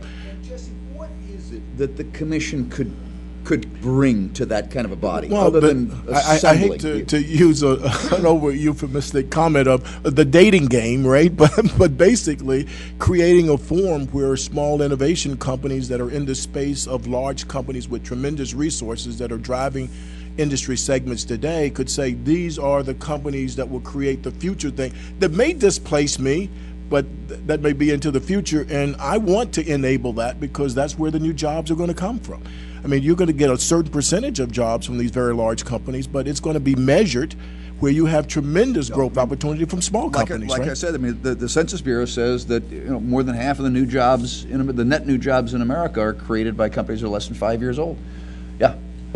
Just a thought on the jobs portion of the discussion. As I looked at the matrix a couple days ago, education wasn't on the y-axis, and you take a look back 15, 20 years and say, where did a huge amount of innovation come from? It came from government-sponsored, NSF-sponsored programs that focused on education and the education sector, and we get an enormous amount of of innovation from that sector, and it's not really addressed in here. And at some point, I don't know how we do, but it seems like that should be an area that we should consider.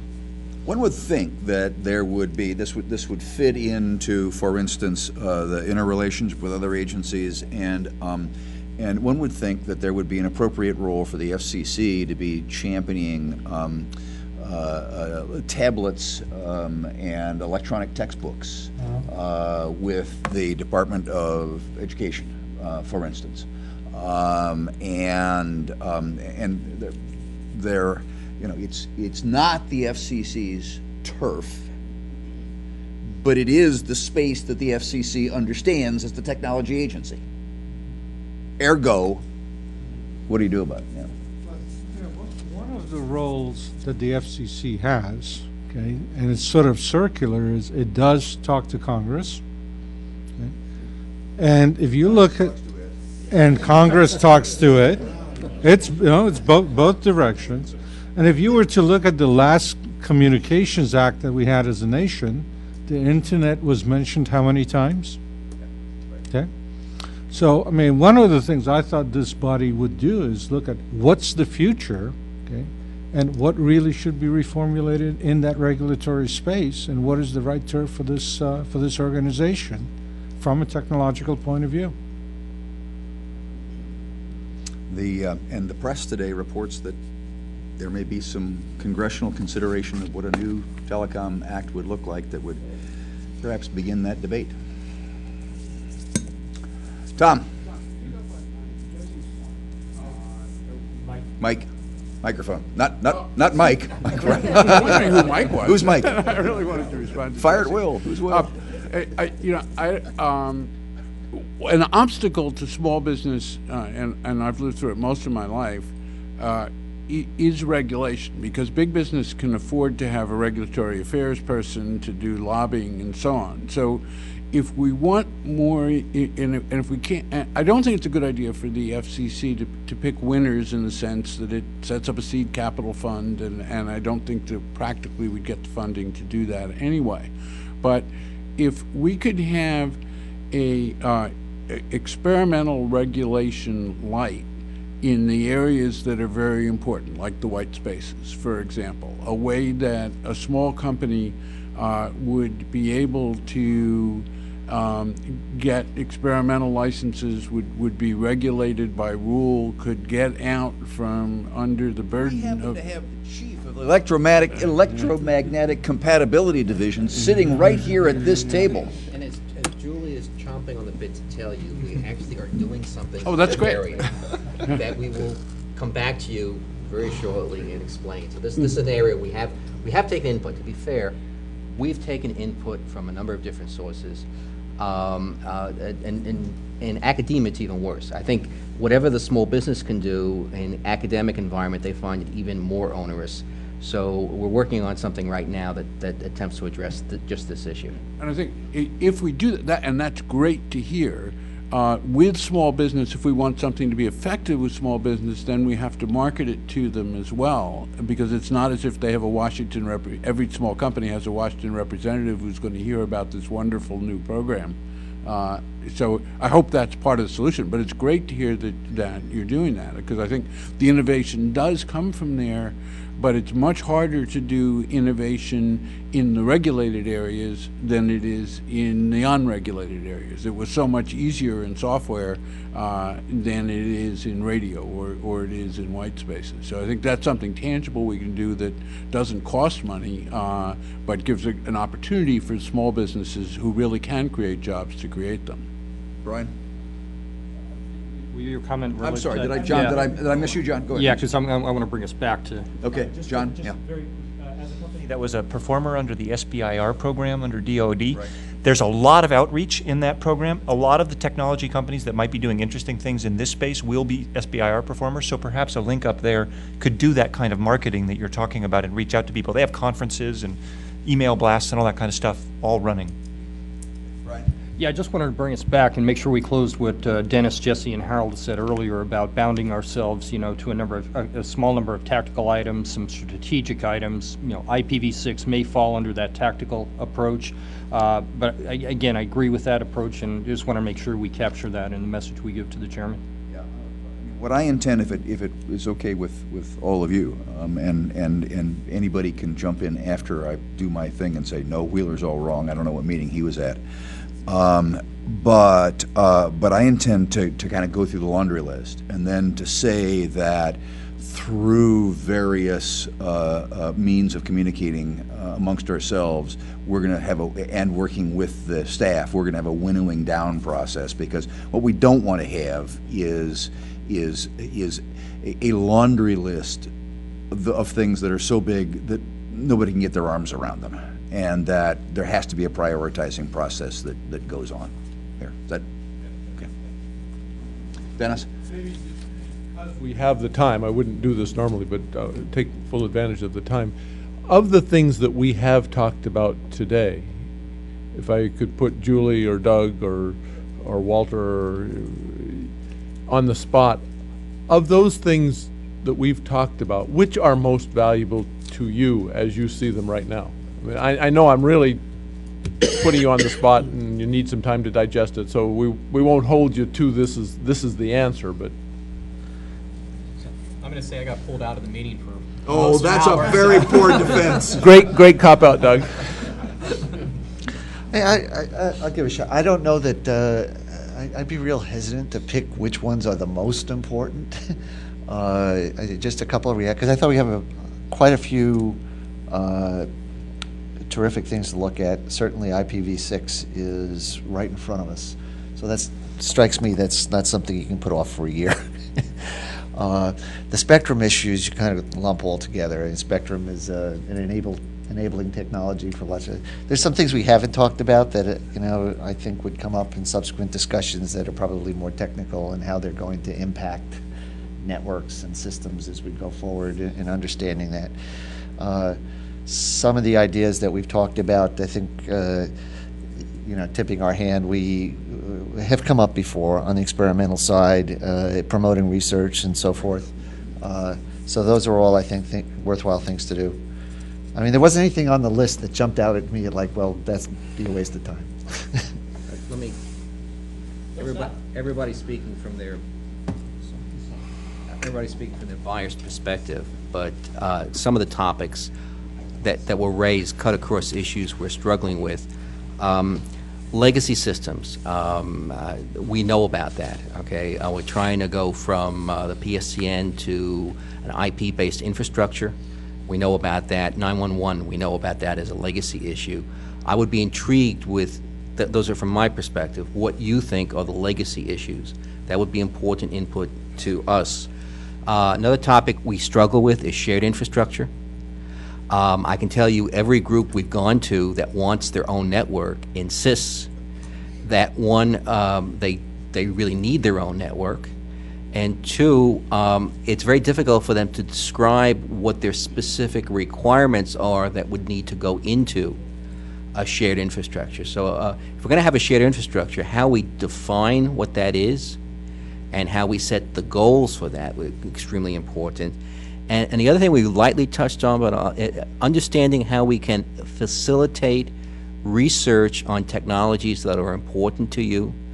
And the thing we keep hearing from the academia is that it is very difficult to do the sorts of wide network experiments that would be interesting. They can do a lab experiment, they can do a campus experiment, but if they're going to do experimentation on commercial systems, those are typically citywide systems, some of them are nationwide capabilities. How is that possible?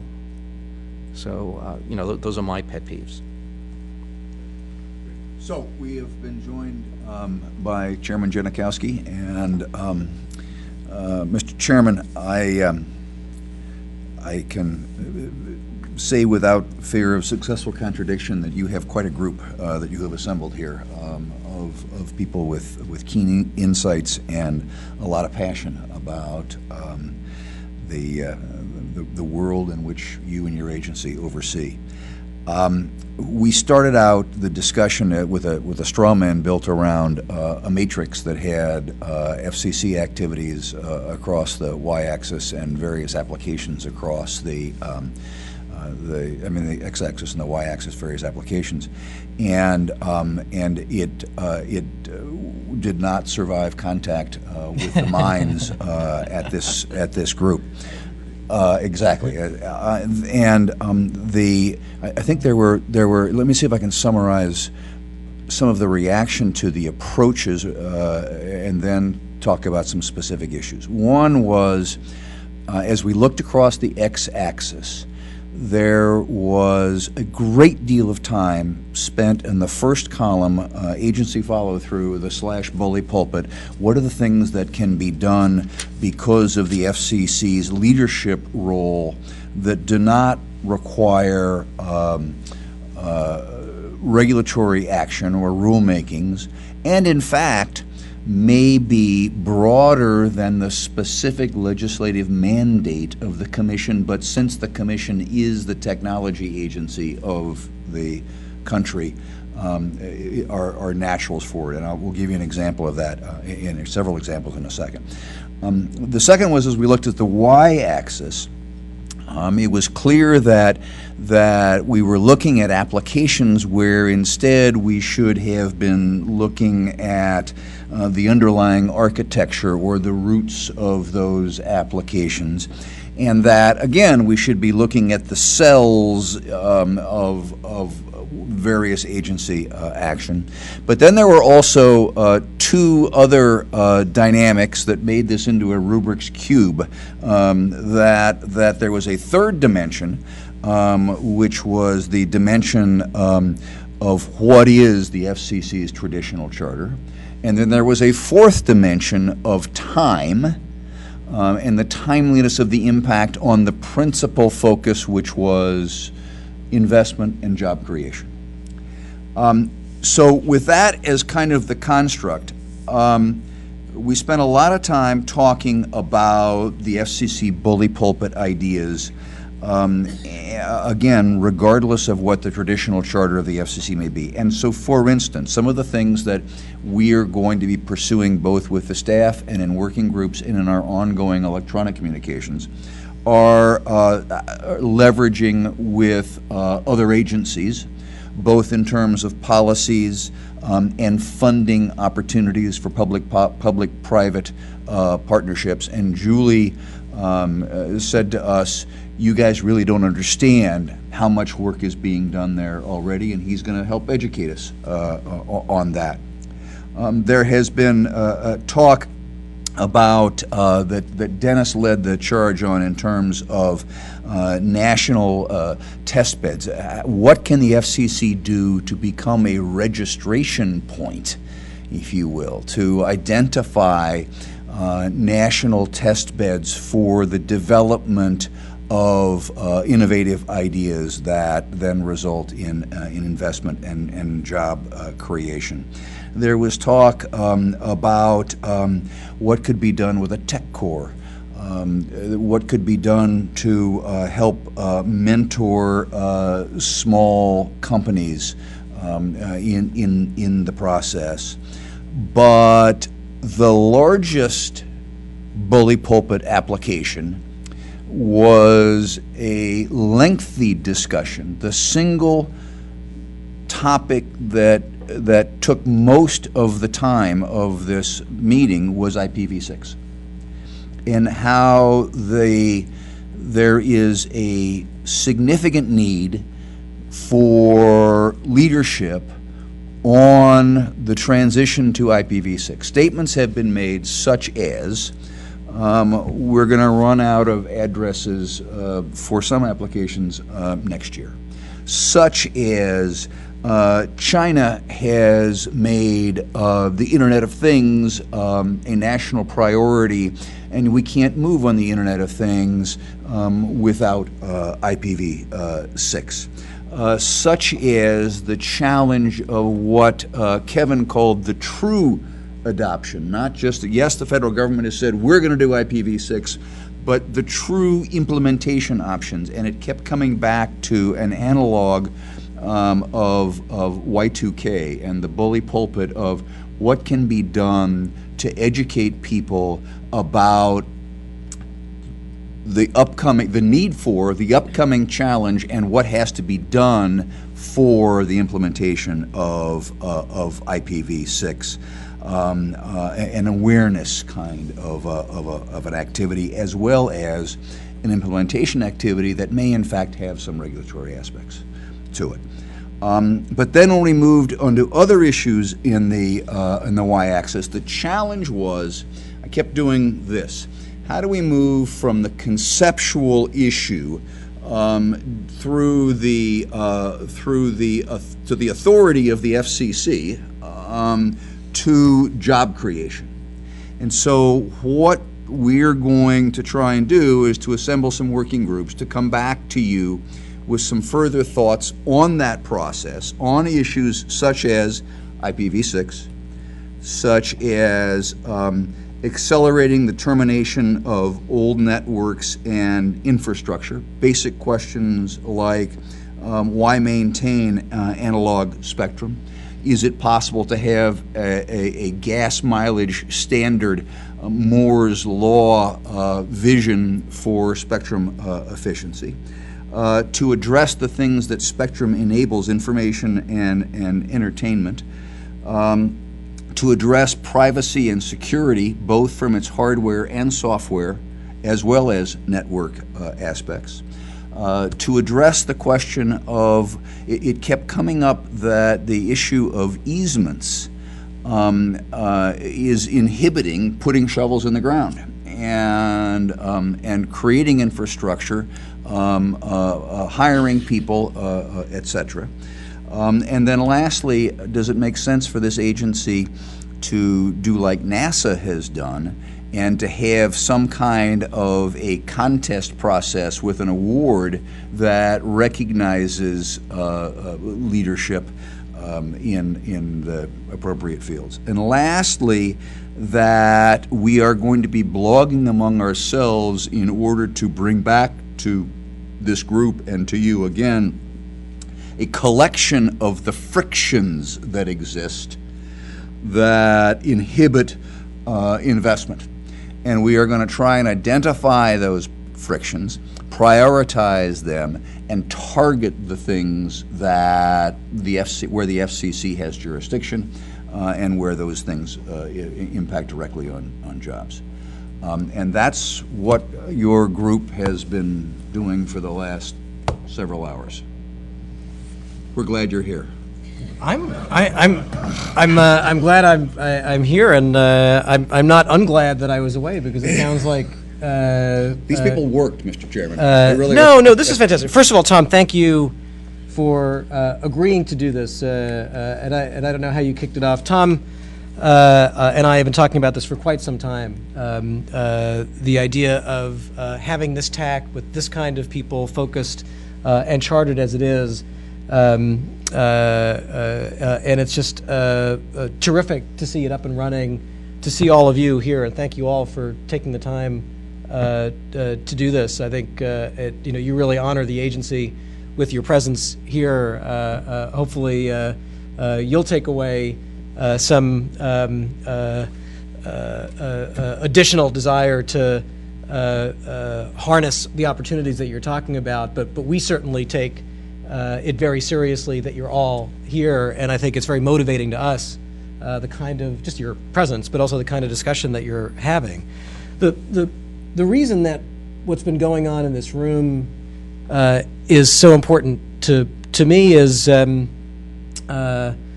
there's just no question that we have an economy that's seriously struggling, and that technology, connectivity, etc. I would be shocked if there's any dispute on this in this room. Can be, should be, must be a key part of near-term job creation, driving near-term investment. And so anything that this group can come up with that helps their would be welcome, obviously, not only by me and my colleagues on the Commission, but by the country. And I heard some of the ideas that you're talking about relating to that. But obviously, in addition to the near term, we're also concerned about making sure that we have in the U.S. An engine for ongoing massive private investment, job creation, innovation of the sort that we need to meet our economic goals in this country and to compete globally. I know that everyone in this room has had experiences, encounters with people in other countries who are looking at these issues, and there's certainly no question in my mind that the rest of the world are taking these opportunities very seriously. I saw that there was a recent kind of update of, was it the NSF Gathering Storm report that used a study that I've found motivating. This is the one, did you talk about it? The one that looks at the U.S. against 40 industrial countries, but you haven't talked about it here yet. Just for those of you who haven't seen it. So a study looked at 40 industrial countries and ranked the 40 countries on the basis of a relatively small number of metrics going to competitiveness and innovative capacity. And that study ranked the U.S. 6th out of 40. It's an interesting Rorschach test when you tell people 6, because some people say, oh, well, that's okay. It's better than the OECD broadband numbers. Of course, it's not okay. And if the report just stopped there, even that should be a real motivator to action. But the report went on and it looked at the rate of change of each of the metrics. And again, these were metrics that related to competitiveness and innovative capacity. There were broadband-related metrics and other key metrics as part of it. Anyway, it looked at the rate of change in each of these metrics for each of the 40 countries. Each of the countries was improving, so it measured the rate of improvement. And on that score, it ranked the U.S. 40th out of 40. Now that's scary. And it's the kind of thing that motivates all of us here. I saw that the Gathering Storm report pulled out another fact that I find to be a real motivator. It pointed to a very significant Silicon Valley company, Applied Materials, operates mostly in the energy technology space, that a number of months ago moved its CTO and its technology operations from Silicon Valley to Beijing. And I saw that and I thought, well, that's a canary in the coal mine. How many American technology companies have to move their CTOs, their technology operations to a different country before we say, wow, this is a crisis? And of course, if we actually waited for that to happen, it would be too late. And so the charter that Tom and I have talked about in connection with this group of looking at near-term steps to drive private investment and job creation, and also looking to the global competitiveness issues and the ongoing steps we need to take to drive private investment and job creation, incredibly important. Let me just quickly comment on, I guess, another thing that I see this is coming out of this discussion that's terrific. From our perspective, what you would hope would come out of a process like this, and I know we're at the beginning, is both an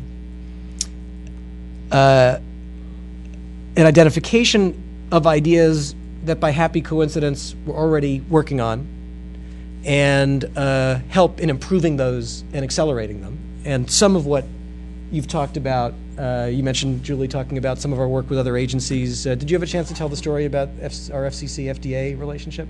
No, I didn't get it. I'll come back to that if we have time. But there's a category of things that by happy coincidence, we're doing or starting to do, and this group can help improve and accelerate. And then the reason from my perspective that we do something like this is in the hope that it will generate ideas that no one here has thought of, but that can really make a difference. And I see on the list some ideas in those categories. And that's fantastic to just get this quick report on a list that includes items in both categories is really terrific. Let me do two things, and then Tom, ask you to just organize an ongoing discussion, or just continue with what you were doing. One is, I heard a little bit of a reference to legacy infrastructure, the infrastructure of the future, and how to think about that, what to do about that. And I was happy to hear that, because that is something that we've been thinking about. It's something that we talked about in the National Broadband Plan, that we're still talking about. And I'll throw out a way to think about it and pose it as a challenge for the group.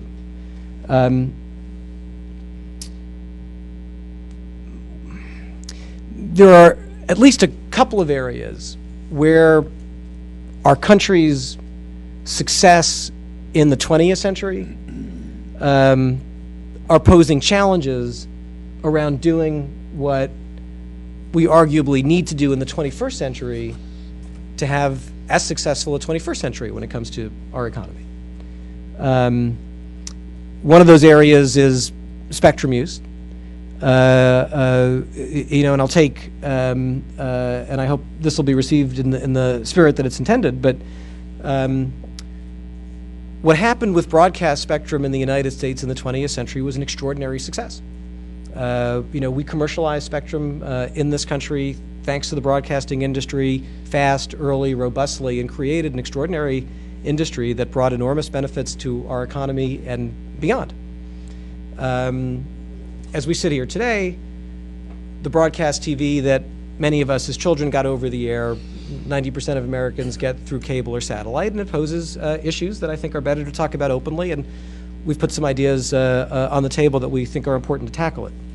But that's not, I'm not looking to get into those issues now unless people want to. But I'd make this point.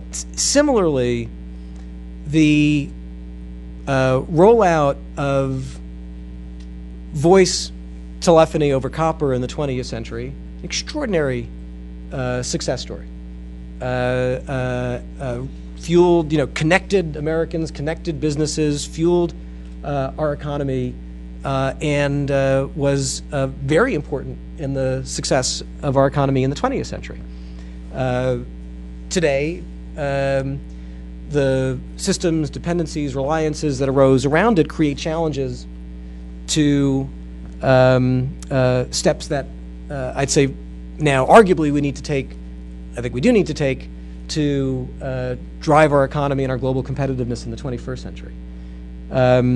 These are, I think, perhaps forms of an innovator's dilemma. All of you have read Clayton Christensen, but that we face as a country. Real successes that we've had in the 20th century are now posing challenges for us in the 21st century, and we have to tackle them. And nice to see you, Peter. And whether and how we tackle them, how quickly we tackle them, will affect our ability and our success in competing on the global stage, which will have a real impact on investment, job creation here in the United States. So I think one of the challenges that I would give to this group as it does its work is to consider this possibility that we have as a country some innovators' dilemmas, and to see if we can't harness the incredible minds around this table to help us tackle it, not to the exclusion of all the other things that we've talked about in this group, and certainly not to the exclusion of ideas that we can move on quickly to generate near-term private investment and job creation. Let me just close this by mentioning what we're doing with the FDA, just as an example of the kind of thing we're doing to hopefully spark other ideas, and I think this is one of the working groups, which is great. As we were doing our work in the broadband plan, we saw the potential for big opportunity around broadband and healthcare. A lot of working and thinking going on around a new generation of health-related communications devices and services. We also came to see the possibility that the FDA might look at some of these new applications, devices, services as something that would require a traditional FDA process. Let me really be very clear about this. What the FDA does to protect all of our health and safety is incredibly important. But we wanted to engage with the FDA to make sure that as they were looking at some of this, they understood better the innovator's perspective, the investor's perspective, what it would take to actually unleash the benefits, the health and safety benefits of these services, applications, devices. And we found a very receptive partner in the FDA. We did the first ever joint public hearing between the FDA and the FCC, and it resulted in the first ever joint statement of principles between the FCC and the FDA. And I think it was the first time, I don't mind being corrected, but I think it was the first time that such a document involving the FDA had the concepts of innovation and investment in them. Even if it wasn't a first time, it was a terrific process and an example of the kind of thing we can do. We're talking with other agencies about smart grid and energy ideas, et cetera. So let me stop there. I didn't actually mean to go on at that length, so I apologize for that.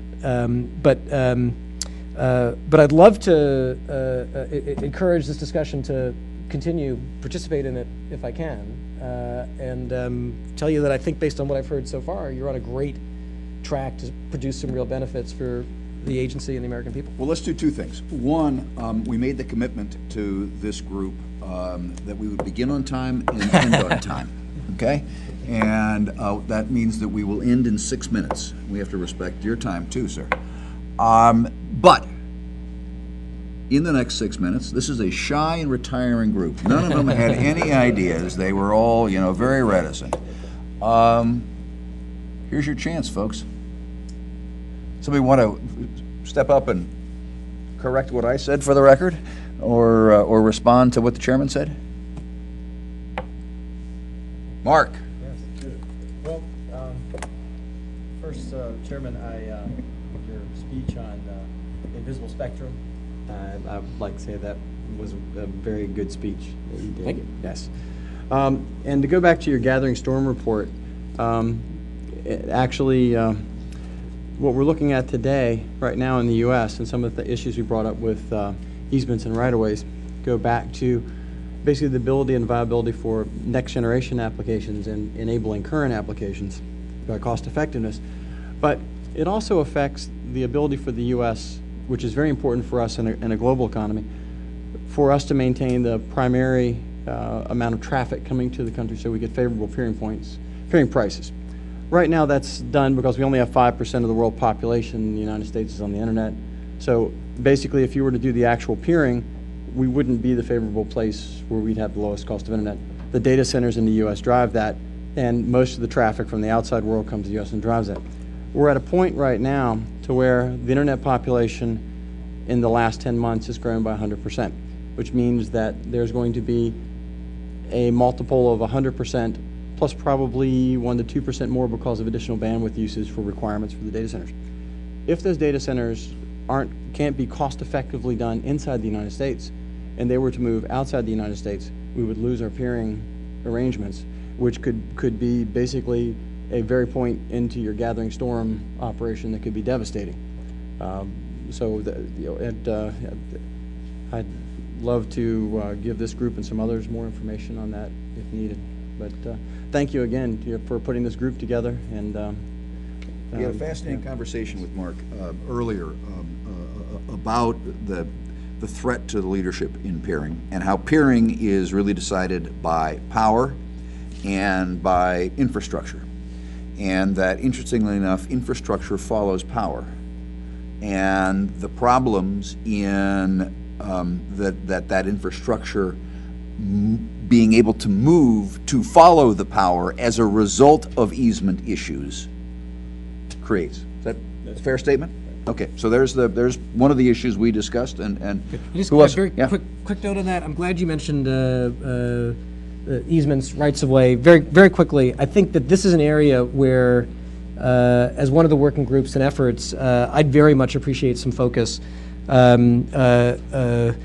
Anything that we can do to lower the cost of deploying infrastructure in the U.S., to accelerate the deployment of infrastructure, wired and wireless, I don't have to explain to this group how beneficial it is. We identified some ideas in our national broadband plan. We've taken action on some of them, like a tower siting shot clock. I won't take the time to explain what that is. We're looking at pole attachments. I don't know that we're looking at easements. And I think to get just on this, the set of rights-of-way issues, the sense of this group or a working group on, what are the concrete steps that we can take near term that would have a material difference for people who are rolling out infrastructure would be a real benefit. Anybody else want to raise one of their issues with you? Yeah, Marvin. Another joint meeting, you could have a meeting with the EPA to talk about how when we replace all the sewers in the country that we're going to need to do in the next 2 decades, we put in the conduit for fiber at the same time. Interesting. Hilton. I love the idea of what you guys are doing with the FDA, right? And so there are other agencies where I think there are new devices that can be created once we look at what they're trying to do from transportation, energy. So, for this group, I really do love the idea of focusing on interagencies, on things that create new opportunities, new devices to make things smarter that I call dumb today. How do we leverage that? And how do we leverage the relationship between the organizations? Last comment for the chairman. Oh, I'm sorry, Tom. Didn't see you in the corner. I think that one area that we talked about is leadership by the FCC in technology areas for other parts of government, and it turns out that you're doing a lot of that. But just to encourage it more, it's my point of view from having been involved in both smart grid and broadband policy that we're on a path to, instead of having smart grid be the Internet of Energy, to have it be the PSTN of energy. That unless the FCC can credibly address the areas of security and privacy, what we tend to get is point solutions from the agencies that are sponsoring the applications, and that means we don't leverage our common networks. We build special purpose networks, or we dedicate spectrum for applications that don't need dedicated spectrum. It was clear from the discussion that the FCC doesn't have statutory authority to just say, cut it out, do it our way. But if part of what the FCC can do in its relations with Congress, its relations with the administration, is take a stronger role, be the chief network officer for government, then I think there's a tremendous amount that can be encouraged within present budgets. This isn't something that needs a new appropriation, but it does need a rejiggering of authority. It's not seizing authority from the private sector, but it's having the authority that's already exercised by various parts of government be exercised rationally, so then the private sector has a rational set of standards to work towards, and you're unleashing the kind of energy that creates jobs. If the FCC can centralize more of that authority within government. And that is the last word. Can So I have a word before you have the last word? And then I'll let you have the last word. Should we vote on it? I think I have the authority to do this, I think. I wanted to, again, specifically ask this group, Tom, you, the working groups that you're creating, to help us focus, for this group to focus quickly on the things that we can do near term to promote private investment and job creation. I want the group to tackle some of these larger issues that will really matter for our global competitiveness. They're very, very important. But without setting a schedule right here, Tom, I'd like you and the group to set your own schedule by when we can get a series of good ideas from this group and what we can do near term on these topics. And then last, all I wanted to do was thank the folks from the FCC who are here, Julie Knapp, Walter Johnston, Doug Sicker, who work so hard on these issues every day. I hope they said something to you about what they're working on for our November commission meeting. I noticed you talked about test beds and experimental licensing. All business good. So you talked about that. We could use your engagement with that as well. And Tom, finally, thank you again to you. These jobs are they're hard and challenging, and but this particular committee is very important. Really appreciate your willingness to do this. And again, thank you to everyone here for taking the time today and the time that you'll take after today to help tackle the challenges that we put on the table. Well, on behalf of the committee, thank you very much for your challenge to us, for assembling us. I think that there is a clear indication around the table of a willingness to step up and accept that challenge. I must say that as I sat and listened today to the magnitude of the kinds of issues before us, I felt a bit like the two Irish guys, Seamus and Sean, who were walking across the landscape, and they came to one of those famous Irish farm fences that are stone and real tall, and Sean took off his hat and he threw it over the fence, and Seamus turns to him and says, "Now, Sean, what have you gone and done here? Look." He says, "How are you going to get the hat? Look at how high the wall is." And he says, "I threw the hat over the wall because now I have to go get the hat." And I think we've thrown our hat over the wall today, and we will come back to you, hopefully with it jauntily on our head. Thank you. Thank you, Mr. Chairman.